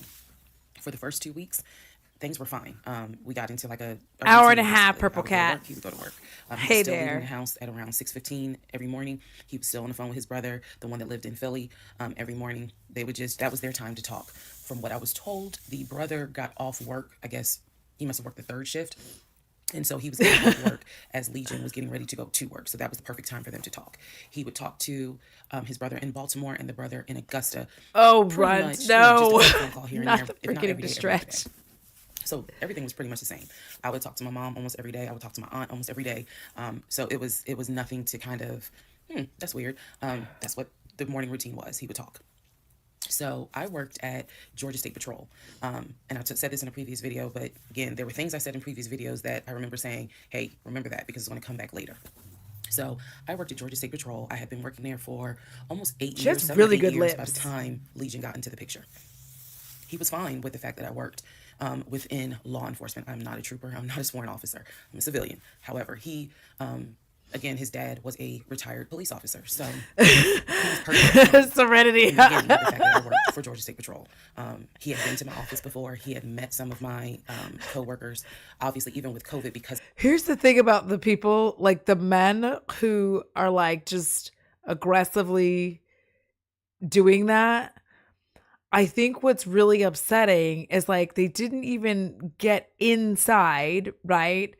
And they're like, "Oh my God." And you're like, "Are you okay? Like you're not even you're not even in the promised land." And you're just like coming apart, literally and figuratively. I still had to go into the office 2 or 3 days a week. He had been up there. So the friend who took me to the hospital when I had my miscarriage has met him. He and I have Hi, been to her Nelly. home with her and her significant other before. So again, even in the world of COVID, when there were little times where you could get together with people, he has met people in my life. He has met my friend, or But that she's particular friend, never and he met has met some anyone of in my his coworkers. life, So when we got married, the first 2 weeks, like I said, right? was Like fine. he's And met then people. it's She's as if heard something people. snapped. Something just changed. What was totally acceptable before, suddenly little comments were made. Why are you wearing that to work? You get off at 3:30, so you'll be home by 5, right? Things that had never happened before. He had never questioned what time I'm going to be home. Really, he didn't need to question it because when I'm off work, I leave. So it was never a situation of, oh, I'm just sitting around at work and just run my mouth because I have nothing to do. And then it turned into, he would call me every day from work, and I'm going to demonstrate how those phone calls went, but he would call me every day from work. Girl. And if he even so much as heard a male voice in the background, he would have little comments to me. Who was that? Are they in your office? Man, I never know who's around you, because it seemed like every time I call you, I have the hiccup, sorry. It seems like every time I call you, there's some man around. And I'm just like, at first I kind of shrugged it off. I laughed it off because it really, truly was absurd to me. But then it became a bit more frequent. And so I really just didn't feed into it because I'm like, I don't know if this is some insecurity. I don't know if this is jealousy, because nothing has ever been done to make you feel any sort of insecure type of way. I've never entertained another guy. I've never flirted with another guy. Like, I don't know where this is coming from. So it is also important to note, we got married January 5th. We're in January. Around 2 weeks later. And the reason why I know it's 2 weeks is because I had recorded an audio diary on January 21st is the date of the audio diary. And I talk about how maybe I had unrealistic expectations because it seemed as if things were changing with he and I. So 2 weeks pass. He starts making little comments. End of January comes. He informs me that he wants to start looking for a house again. I had no real desire to go through that process. So what he decides is that he's going to look for a house for us using his friend, the realtor, the one. No. So he tells me that he and his friend have been Girl, talking, don't. and he's going to start looking at houses. And what he's going to do is basically, if he feels like it's a house I would like, then he wants to show it to me, because he feels like, I know that your attitude really isn't, you're in the mood to look for a house. So I'm going to start looking. And then if I think it's a great house, then, you can come see it. Let us know. And I remember thinking, that's not going to work. You're not going to choose a house without me. And he was like, no, I'm not going to choose the house, but I just think that, me and old boy have been talking. And so he has some houses that he is representing. He wants to show me. So why don't you let me look at it? And if it's worth the time, then I'll bring you to look at it. So he already had some sort of plan in place after talking to his friend about how he's going to start looking at houses. This is the end of January 2021. So I kind of threw my hands in the air and was just like, whatever, because I'm not getting emotionally involved in looking at houses. And for me, that's kind of what it was. I felt like I would see a house, I could picture us living there, and then it gets snatched away somehow, some way. I didn't want to go through that. So the reaction that he wanted, which was for me to throw a fit, I did not do. I was just like, okay, all right. House 5. And remember that I said the reaction he wanted, because that's going to come back later. So he started looking at houses. Funny enough, the houses that he looked at, none of them I actually saw. But he would call me and say, I'm at this house in Sandy Springs with the realtor friend. Apparently his realtor friend's name was Scott, not to be confused with the other Scott, the one that was actually helping us, that dropped us as clients. I want to make that clear. There were 2 Scotts. One is the realtor who was representing us, who said, hey, I need proof of funds. If you don't have those proof of funds, I cannot show you any more houses. The other Scott is his friend, who he had talked to on the phone at least 50 to 100 times in front of me. That's the Scott that he said is going to show me this house in Sandy Springs. Apparently the house was like $800,000. So he was like, I think that Let me tell you, we see these red flags early, but because it is so ingrained in women and people who are raised as women and girls and non-binary femmes to very consistently want a relationship, want to be married, we overlook them. It's especially bad in the South. Because people like at 15, people are dating and meeting the love of their lives. Like in the South. I wish I was kidding. I'm not. People are getting married at 18 years old. So when you're looking at being like 24, you're like an old maid in a lot of parts of the South. Even today, you are an old maid if you're like 24 and unmarried. It's like, oh my God, what are you even doing with your life? Oh my God. Everybody's always trying to find you somebody.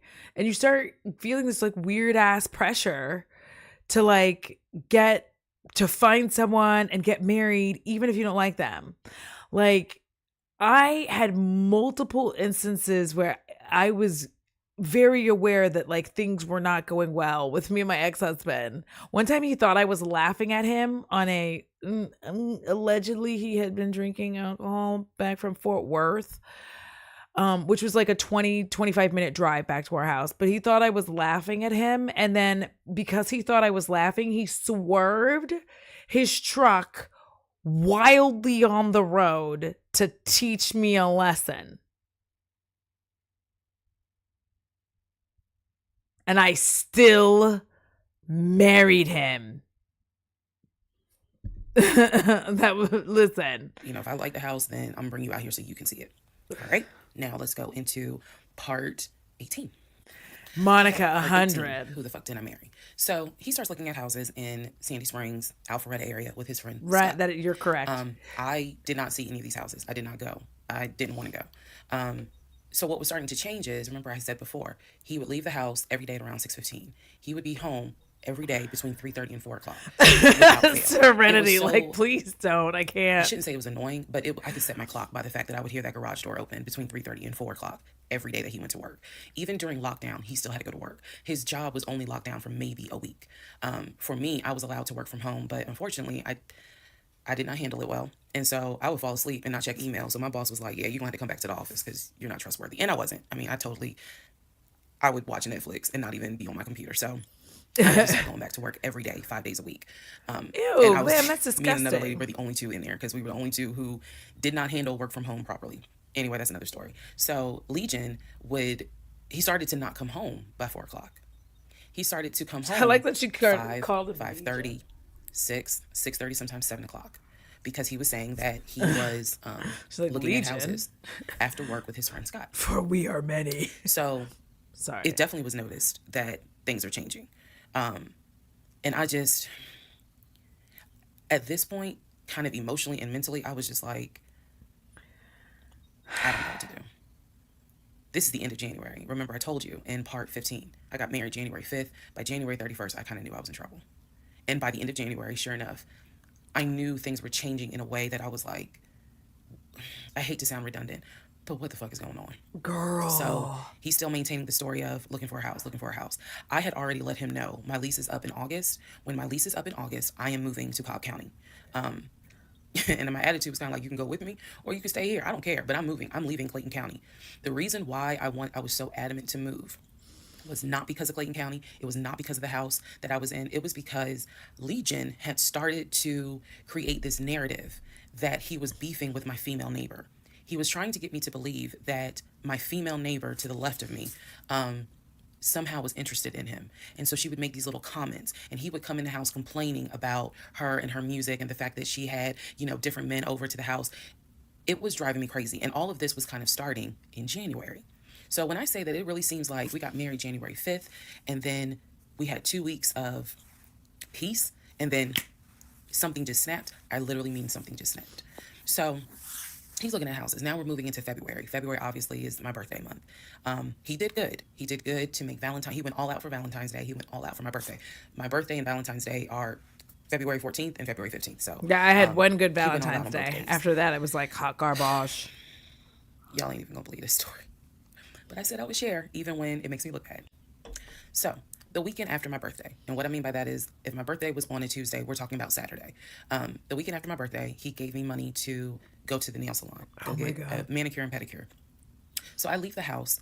I take his car. His car was in the driveway. We had a key to each other's car because, again, we're married at this point. We're talking February 2021. So I take his car and I drive to the nail salon over in Morrow.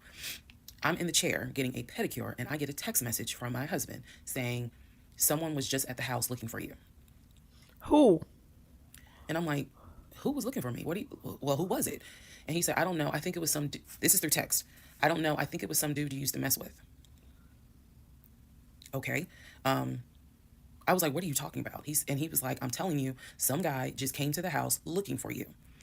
I told him you were not here. So at this point, y'all, I'm in the chair at the salon.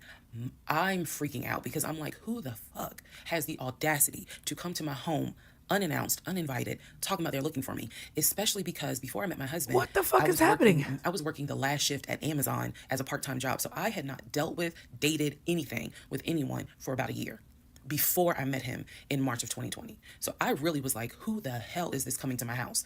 So I finished the pedicure. I head home. Once I get home, I'm like, what are you talking about? What happened? And so I'm frazzled in a way. And he's calm. He was like, yeah, it was a black Dodge Charger. They pulled into the driveway. They're definitely black. They backed in as if they had been here before. Don't so be mad at this me. was someone who's been to your house. He got out the car. He said, I opened the door and I went out there and I said, because like, I don't want to be rude, but like 99% of black Dodge Chargers are owned by black people. Those are the rules. Don't be mad at me. I used to work for Dodge. That's the truth. Like 99% of black Dodge Chargers are owned by black people. Dodge is a very black brand of car. And he said, the guy said, I'm looking for. And he's making up people from her past. Said, sorry, she's not here. And he was like, oh, okay. All right then. And just got in the car and drove off. And I was like, my brain stopped working because I'm thinking, who the heck could this be? A Dodge Charger? I was like, are you sure that it wasn't law enforcement? Like, was it the sheriff's office trying to serve me with a lawsuit for a credit card I didn't pay? He was like, no, he was saying, nah, girl, he was like, and it was not a police car. It was on a marked unit, basically. And so I'm just like, who the heck could this be? And he was like, I know who it was. And I said, who? He was like, I think it was your ex. I said, what ex? He was like, the one that you had dated for 2 years. Remember back in like part 3, part 4, I told y'all, he told me about his ex. I told him about mine. I thought we were being honest with each other. So now, fast forward to February 2021, and he's telling me, yeah, I think it was the ex that you had been dealing with for those Tracy. 2 years before you met me. I said, so you think that he showed up to the house uninvited after 2 years? And he was like, well, whoever it was clearly was comfortable backing into our driveway, getting out the car, and was like, I'm here to see, and gave him my name. And so he was like, she's not here. Is there something I can help you with? And the guy was like, no, it's cool. And they just got in the car and drove off. So, again, brain is like, who could this be?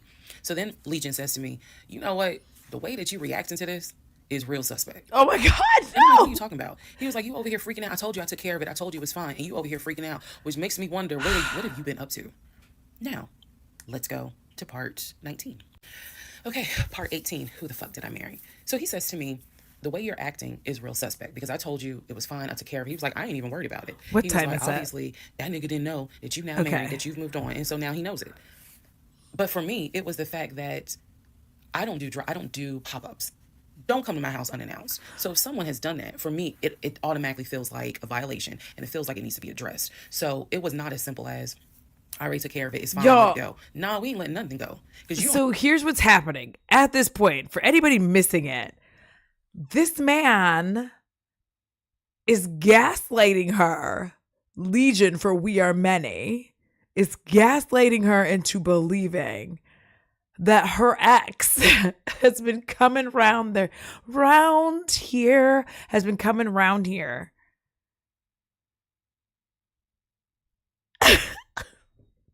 I can't breathe because I cannot imagine the like weird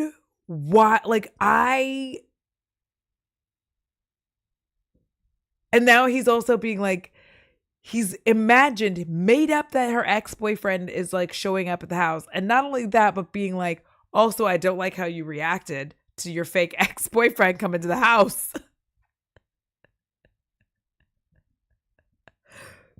I genuinely, I can't even, what is happening? What kind of life are we leading today? Okay. I don't have my permission to show up to my house. And before this turns into something where I'm going to be on Fox 5 News, I need to address that with you because that is not okay. So he didn't like the reaction I had to the story he told me where someone basically disrespected my home. And he felt like my reaction was really suspect. So how? I'm gonna get into the little details that he did not know about. So he tells me again, it was a black Dodge Charger. They backed into the driveway. A gentleman got out of the car and he asked for me by name, and Legion said she's fine. So I asked him, what does the guy look like? And he was like, why does it matter? I said, what the fuck does he look like? So Legion proceeds to give me the most generic description you can give. He was like, well, he was shorter than me. Ex-husband is about 6'3", 6'4". He was shorter than me. He was brown skinned. I said, did he have a hat on his head? Mind you, I understand that before marriage, I was a damn fool. I understand that. But every woman has that moment where you only gonna fool her but for so long. And eventually puzzles start coming together. For me, I felt like moving into marriage, certain things started coming together. So I said to him, mine was a motorcycle crash. Did he have a hat on his head? He was like, no, he didn't wear a hat. So in my mind, I'm mentally going down a list of every possible man it could be. And it was only like 4 men. I had been in that house about 3 or 4 years at this point. So I knew all of the people, and I'm talking about from maintenance down to ex-boyfriends. It was a total of like 4 men. Liam says, what also pisses me off is that he has the energy to make up all these people in combos and go look at houses, etc. And I get tired thinking about writing an email like that. He has time for all of this shit. And when I tell you, someone texts me and I'm like, the energy it's going to take to respond. Like I leave it unread. As you know, you can do like the pull down if you have, I don't know how it works on Apple, but I know on a Samsung, you kind of pull down and it doesn't open unless you go to the text. It doesn't show as read. And I'm just like, there's no way. Like grifters got all our spoons. This is true. Grifters have all the spoons. And maybe that's why neurodivergent people don't have enough spoons because the grifters took them. I can't. This is wildly inappropriate.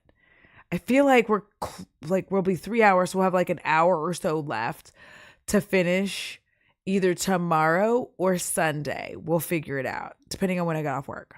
So when he said that it was a black Charger, I immediately was like, okay, I know that crosses out one. He said he was shorter than him. All of them were shorter than him. I said, did he have a hat on his head? He said, no, that crossed out one because one in particular was a maintenance guy who always wore a hat on his head because he had like a bruise or something and he was just self-conscious about it. So he always wore a hat. That leaves two. So I said, was he muscular or was he skinny? So Legion's getting all frustrated. I said, just answer the question.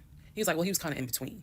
And I said, okay, he was in between. I said, so was he light skinned or was he dark skinned? Like, I told you he was brown skinned. I said, was he my complexion? He said, no, he was brown skinned. That eliminates one. So now there's one left. And yes, the one left would have been the ex that I had dated for 2 years. And so he was like, I know it was your ex. I know it was your ex. And I was like, that don't make no sense because the ex that in my mind, I'm saying this, the ex that I had dated, he and I had no contact with each other. And he was not the type to just pop up at your house. Correct. That ain't his style. Not to mention, and I ain't tell Legion this, that man would not be caught dead driving a Dodge Charger. He hated Chargers because he drove it as a patrol car. So I didn't say anything. I just was like, that's weird. So what Legion didn't know is that at the time I had a security system. So I had a security system where anytime the front door, the garage door, or the back door was open, basically any entry point, anytime it was open or closed, it would send me a text message notification. So when he's telling me all this, I'm looking at my phone and I see a notification where the front door was opened and it was shut all within the same minute. So for example, it says front door open at 1 p.m., front door closed at 1 p.m. So whatever he did was within those 60 seconds. He's telling me the story of the guy got out the car.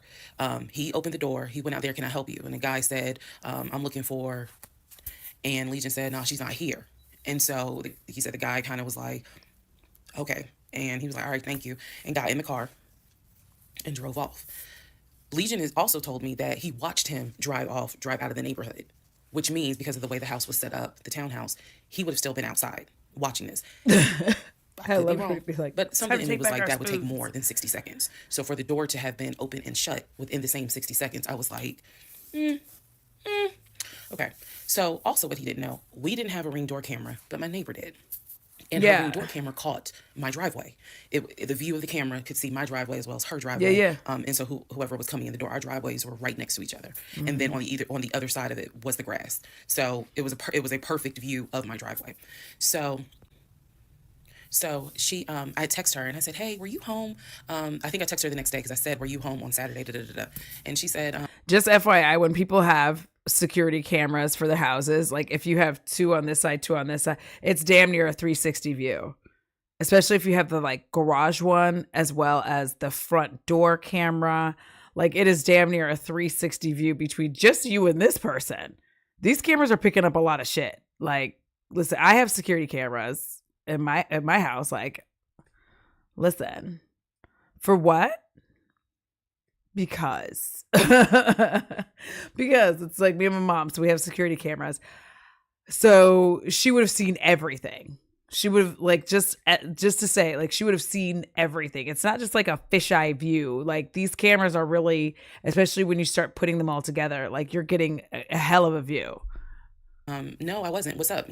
Everything good? And I said, can you look at your security system and see if there was a car that came to my house at such and such time? And I know I did not tell her the reason I was asking, but I was like, is there any way that your security camera caught if someone came to my house at this time on Saturday? She's like, yeah, sure, I'll look. And so maybe about a couple of hours later, she texted me back and said, hey, I looked at the camera, but I didn't see anything. And I said, okay, by any chance, did it catch if someone maybe walked up the driveway? Like maybe it wasn't a car in the driveway, but someone walked up. She said, I didn't see anything with your driveway yesterday. So I said, okay. And I knew that something in me, again, was like, nobody came to the house. So now here we are, a month and a half married. And now is when I'm like, why the fuck did he make that up? Because no one came to the house. No black Charger came to the house, pulled back into the driveway. Nobody got out the car and asked for me. Nobody was looking for me. So now I was sitting in the bedroom thinking through all this, and I'm like, woo! When I hear heavy metal. I'm looking at the text messages on my phone where he's That's what it feels like. And I'm pins and I'm needles. This man, yes, Serenity. This is the same neighbor that had beef with Legion and wanted him because he's good at saying. She's like, Cerulean says, Audra, I've been seeing that delivery people hate camera doorbells and don't even want to leave packages for people with them. How do you feel about them since you, so here's the thing. I don't care about them, but stop fucking posting your shit on TikTok. That's a real asshole move. Like, I don't care if it's cute. I don't care. Like, at least blur the person if you're going to put them on, like, social media or whatever because they're being cool or chill. Stop fucking putting people who are just doing their job on social media. That's really fucked up. Like, it's really rude. Like my route, like sometimes I don't get to use the bathroom. Like I have so many things and I'm like irritated because like you're taking too long to come to the door. I don't even want to talk to your fucking Ring camera. I really like, you're my last stop. And I'm just like, please hurry because I have to use the bathroom. And like people are taking this shit and putting it on the internet. Just stop doing that. That's really rowdy. Just don't do it. This is wild though, that this man has gotten to this point of liar, pants on fire. That he's like completely like he told her this. I think I am correct in the difference between pathological and a chronic liar. Like, did I say chronic? I don't think it's chronic. I forgot the word that I used before. Anyways, cup. Anyways, a pathological liar just like lies, but he can keep them going because he knows for the most part what he's lied about. So he just keeps going. Listen. Telling me someone just came to the house looking for you, but no one came. So what was the purpose of that? And then something said to me, something in me said, he wanted to see your reaction. He just wanted to see the reaction. You had been too calm, and so he wanted to see a reaction. So this man gaslit me like I was Georgia Natural Gas just to get a reaction. This man tried to set you on fire. Ladies and gentlemen, to part 20 of Who the Fuck Did I Marry? Girl. All right, part 20 of Who the Fuck Did I Marry? So after the black Dodge Charger incident, things were quiet. Legion was fine. Legion slept just fine. Me, that shit played over my head for days and days and days. On one hand, I was like, I know nobody came. My head knew nobody came to the house. My heart was like, but maybe he didn't make it up. So the head and the heart were absolutely playing a tug of war because, again, I really couldn't fathom that he was making it up. But nevertheless, I filed it in the back of my mind in my little filing cabinet, my mental filing cabinet. These people. A few weeks later, this is wild. We go out to eat at this restaurant in Atlanta. It's a burger place, and I'm going to do my best by the time I post this to put the name of the burger place on the screen. So we go to the burger place, eat dinner, everything was fine. As we are leaving, he says to me, did I ever show you where my grandmother's buried? This is the grandmother that passed away from COVID in 2020. And I said, no. I was like, we haven't been over here. And so he was like, let me show you. So he drives us to the cemetery, which is not far from the restaurant. He drives us to the cemetery, goes around and around, and then it comes to like a little hill in the cemetery. And he was like, you see the headstone? The headstone had like the family name on it. And it did not have, for example, John David Doe. It just had Doe. Okay, so there were no dates. I feel like on we're it. about to So start it like reminded me rolling of just a headstone downhill, where it was so I want to probably stop multiple family before we members hit like buried all the way underneath it. downhill That's what because it I have to reminded work me of. tomorrow. And so he was like, my grandfather and my grandmother are buried there. I do recall him telling me when the grandmother died in 2020 that she wanted to be buried next to his grandfather. And so we're sitting in the car because we can see the headstone like on top of the hill from the car. My body too. And he tells me that is where his grandmother and grandfather are buried. That the family was able to get her, her wishes were to be buried next to the grandfather. Okay. Dip, I'm on spot. Like, I can't. For those of you listening, Dip said that's the only family member she met in person, and it's his dead grandma. I can't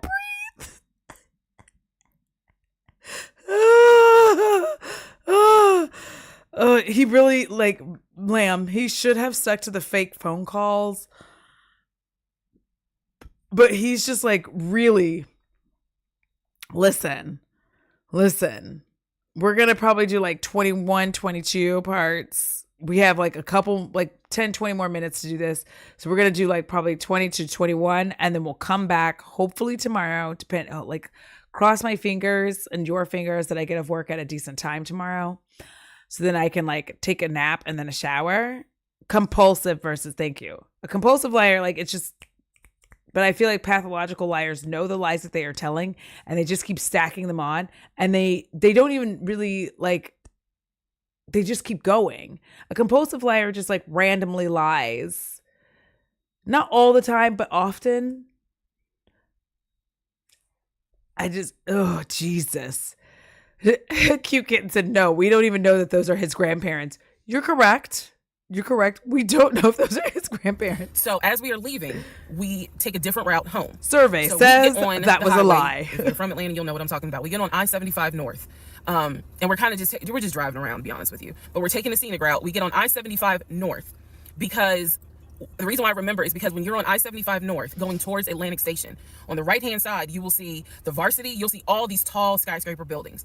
One of the buildings has the letters NCR on the building. As we're coming up towards the building, he says to me, do you see the NCR building? I said, yeah.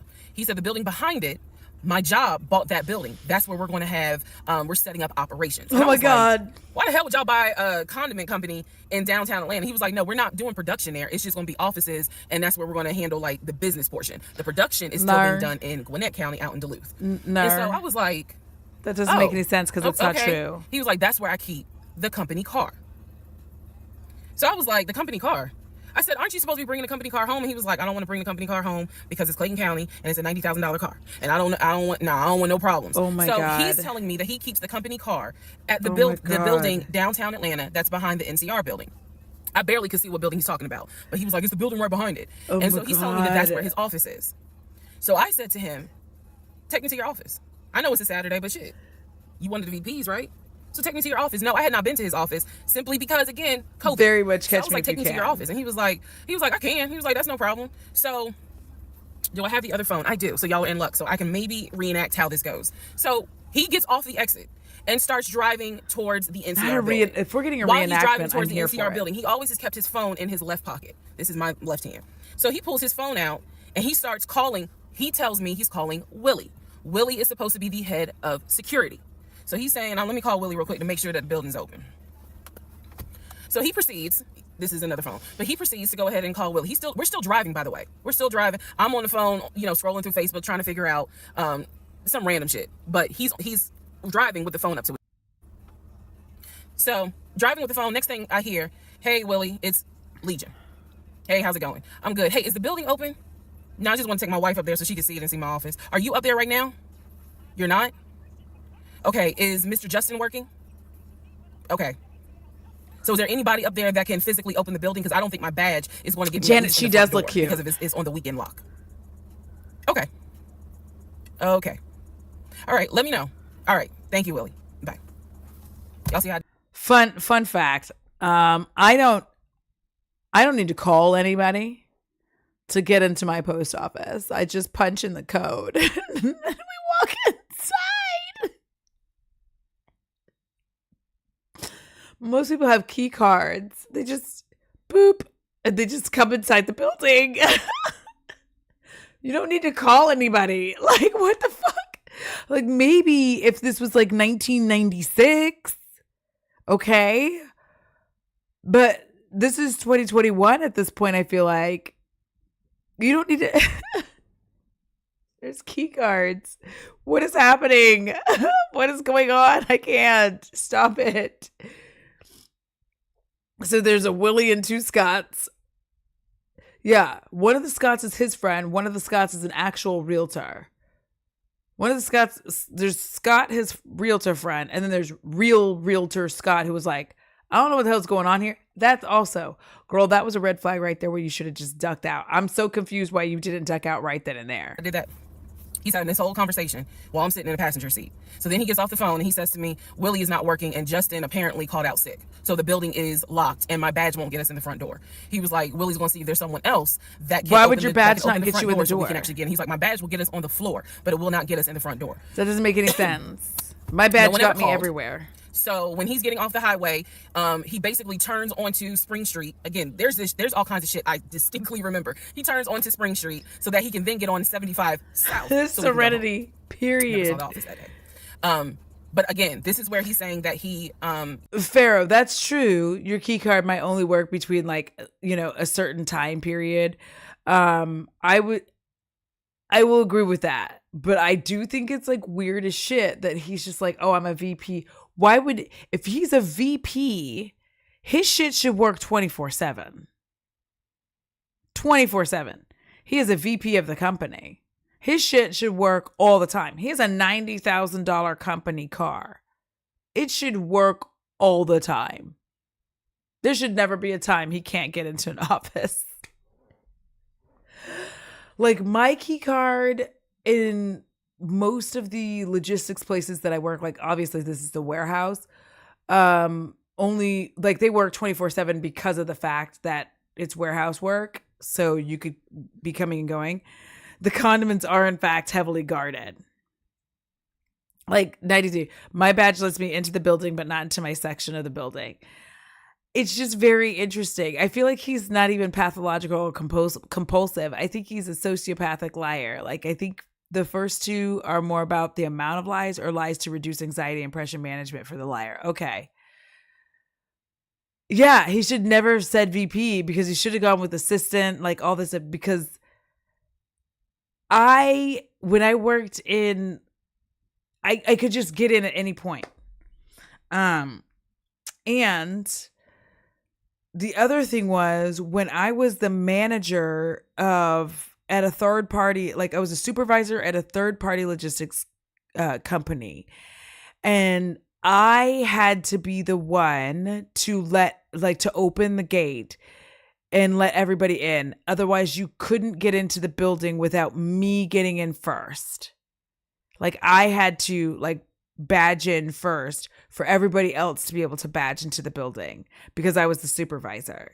So that's why I'm like, if he's the VP, he should be able to get into the building any fucking time, all day, every day, because that badge is what allows other people to get in. Wild. Keeps the company car. So yes, that's why we don't have sriracha. I'll kind of go into detail about the whole company car a little bit more. Part 21, who the fuck did I marry? So the company car apparently was a charcoal gray BMW. I believe it was a 5 Series. It was a 5 Series. I don't know much about the sedans. Y'all know I wanted the X5 dark blue with the cognac interior. He got the BMW 5 Series charcoal gray. He sent me a picture of the car. So I did see a picture of the car. Not a picture. After this Girl. whole NCR building, take me to your office. That is what he's claiming, is that he leaves the company car at that location. He's saying that he drives from Riverdale to Midtown, switches out cars, and then drives from Midtown to Duluth. Those that don't know how Metro Atlanta is, basically Midtown would be in between where we live and Duluth. I only know that he left the house every day at 6:15. I know that I never physically saw the company car come to our home. It's all pictures, plural. Okay. So when he told me that he got a BMW 5 Series, keep in mind this is after I had been promised a dark blue X5. So I was a bit salty. I don't care if it is a company car. I was a bit salty. I will admit that. I would also be salty. Because I felt like you get to drive the car that I really want, which is a BMW. And so he would call me from the car. He would tell me, I may just drive home in this car and not switch back to his personal car. He's like, I don't know. He did that a lot. And I realize now in 2024, he did that because he knew how excited I was to actually see the car. Because shit, I wanted to test drive it myself, to be honest with you. And he knew that. So reactions. So he would say stuff like that, like, man, I'm so tired. I might just drive the company car, go ahead and go home. And then, just let me park it in the garage type thing. So eventually he stopped doing that because I didn't want to hear nothing about that car. I'm driving a Nissan, you driving a BMW. After you promised me a BMW. So I don't really want to hear nothing about it. So in terms of the company car, I did see that it was according to the pictures, a charcoal gray BMW 5 Series. If you're asking me the exact model, I don't know. But I know it's a 5 Series because I know the 7 Series is slightly longer. So it's a 5 Series sedan. So after the whole situation with the... Exactly that. She wasn't pulling any of the threads. For those of y'all listening, Virtual Lamb said, she was going along with all of it, not asking to see this work, not asking to have family and friends over. She wasn't pulling any threads. And like that's, I will 100% agree with that, because that is what happens when you are quite literally so enamored with the idea of being married, with the idea of having a relationship, that you just don't care enough to do the work, and when you're seeing this, it's like you haven't met any of these people. You've just been hearing phone conversations. Like you've never picked up the phone for him and there was somebody on, like an actual human being on the other end. Yeah, there's no car. There's no BMW. There's no BMW business vehicle. It's wild to me that he tried to say oh, I can't. I don't know any VP of any company who can't access the building any fucking time they want to. That's the whole point of them being that high up. That's also allegedly why somebody would want to allegedly kidnap the VP of a large company, because allegedly they would have access to be able to get you to where you would want to go to steal whatever bonds, stocks, computer stuff that you would want to steal allegedly. Cemetery to see his grandmother and grandfather's headstone. Then there was the NCR, the office is open. Oh, it's not open. Justin ain't working. Willie ain't working. Willie's supposed to be head of security, but he ain't working. Okay. So at this point, I'm already numb. It is important for me to point out how numb I became dealing with him. Mind numbing, because I just got to a point where it was like, girl, I hope you put the kitty cat away. There's always something. So of course we're not going to go to the office because there's going to be something. So this is the end of February. My birthday had already passed. There clearly was tension on my end, not so much tension on his end. So I get home a couple of weeks later. We are now in the beginning of March. This is something personal about me. The only way you would know this is if you know me. I have been dying to go to London and Paris. I had a layover in London when I did a study abroad, but it's not the same. I want to go to London and be a whole tourist. I don't care. I want to see Buckingham Palace. I want to see the Tower of London. I want to see Paris. I want to see the Palace of Versailles. This is something, if you know me, she wants to see Paris. She wants to see London. So I get home from work. This is the beginning of March. I get home from work, and on the counter is a folder with a little bow on it. And I'm like, oh, what is this? Is this mail? M had said, I don't know if she was investigating. She said she wasn't working as a cop. Correct. But I literally bother you about a random number that sends me a text. I'm like, I don't know where this number came from. Can you find out who it is? I don't have your investigative skills. I'm not a cop. I don't work for law enforcement. Literally, if there's a phone number on my shit where I'm like, I don't know who this came from, I'm contacting my friends being like, can you investigate this for me? I don't know where this number came from. Let me find who this person is. And she has not done this entire time. Was this something who that are you your got friends? He's like, nah, it's a surprise for you. I opened up the folder. Inside Lamb the folder that part. He was not a talented like con a trip man. itinerary. It is not an actual booked trip. It's like an itinerary. A trip for two to go from Atlanta to London. The trip should have happened. It was the month on there was like July, so it was a summer trip. So he tells me, I'm gonna take you to London. He was like, I wanted to take you for your birthday, but certain things fell through. Oh my God, everything falls through with July, him. We're gonna go to London. I He can't. was like, I've already made a reservation for us to stay at the Savoy. Again, there's certain things that my brain just was like, remember that. He said, I've already made a reservation for us to stay at the Savoy. I didn't know, as much as I want to go to London, y'all, I didn't know anything about the Savoy. And so I remember going to look it up because I was like, what is the Savoy? Well, apparently the Savoy is bougie, very bougie. So I was so excited. Why were you I cannot tell excited? y'all how fucking excited I was. Because when I saw that he had printed out. As Cerulean says, girl, he promised you a house, no house. He promised you a car, no car. You are not going on vacation. Why were you getting excited? He's given you nothing. He gave you about as much as Cassie on Me and You. The dance breaks. I've been waiting so long. The song's a banger, but like, why? I'm upset. Out British Airways, like he was speaking my language. I am one of those people. I'm a planner. So when he's saying I'm gonna take you to London, and he took the time to research flights and print it out, and research the Savoy and print it out, and there were different not excursions, but there were different things that you could do. You could go see the Tower of London. You could go see Buckingham Palace, changing of the guard. We could go I have could high print tea out at ass certain cheeks places. and He's tell like, you they're wanna go, but I mine. know It you're doesn't make dying it to go. real. So he was like, you know I love you, and I would do anything for you. Blah blah black sheep. Have you any wool? And Fall so he was through, like, boy. I'm going to take you to London in July. The trip did not include Paris. That's fine. But I was so excited. So excited. And so this is the beginning of March. I was like, this is great. Hopefully this happens. I knew I needed to renew my passport. And he was saying that he had to renew his passport as well because his passport had expired. So both of us were like, okay, we need to get on this. This is very much giving. We're going down in an earlier round. And surely we're going down swinging. Like, no. If we're going to try to make it to London in July, and it's now March. Me being the planner I am, I think I went to work the next day and printed out the passport applications so that we could fill it out and go ahead and get that process going. So, I missed needless my to say, mouth again. something must have happened, and I don't remember what it was. We just simply didn't fill out the application for the passport. So, fast forward, we're now at mid-March. Mid-March, the decision was made that my mom, who lived in Arkansas, was coming to visit us. She would be coming, I believe, the second week of April, and she was going to stay a week and then a few days. So, like, maybe a total of 9 days. Not quite 2 weeks, but a little over a week. So she was coming in April, and I was excited. Legion was excited because he was excited to physically meet my mom. He had talked to her on Zoom. He had talked to her on the phone, but he was excited to physically meet my mom. And my mom was excited to physically meet her son-in-law. So this is mid-March. I'm going to go into part 22 where I explain what happened with Facebook Messenger.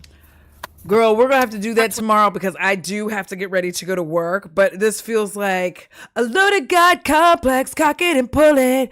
Bam, bam, bam, bam, bam. Because I do have to work tomorrow. And if I get off work at a decentish time, I can take a nap and do all the things. I literally cannot breathe. We are 3 hours, 22 minutes, and 33 seconds into Who the Fuck Did I Marry? I know I'm the last person alive to be talking about this. I don't care.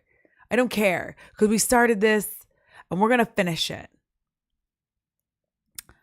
Genuinely, I don't understand how this has happened. I can't fathom why she would be excited about a trip. That's what kills me. It's like, why are you excited about this trip? Why are you excited? He's made so many promises and literally followed through with none of them. Like, none of them. Engagement, trash. Your actual wedding, trash. You don't have any of the cars. You have 0 of the houses. At this point, all he's doing is paying the household bills. Like, we all need chamomile tea. Like, ugh. So, what I'm going to do, I'm going to bounce out. I'm hoping to, listen, we can finish this tomorrow, especially now that I was able to get to move faster. I might be able to move it to 1.75 tomorrow. Thank you, Lamb. That is the only thing he did. He married her with a fake social security number. The fact that she didn't even get that, like, girl, these are lessons, right? And life lessons are life lessons. But let me know in the comments, one, if you enjoyed this, but two, if you want me to cover the Gabby Hanna situation that she did come back. If not, like, we'll find other shit to talk about. We'll have a good time. Also, once again, thank you so much for 12K. Thank you to my patrons and channel members. I appreciate y'all. I'm trying to get back on the makeup capsule now that I'm not working kind of 12 hours. We'll see. We'll see how long that lasts. We'll see. But as usual, thank all of you so much for coming, chilling, hanging out. I appreciate all of you. And until next time, I am so pretty and so are you. All right. Bye-bye. Good night.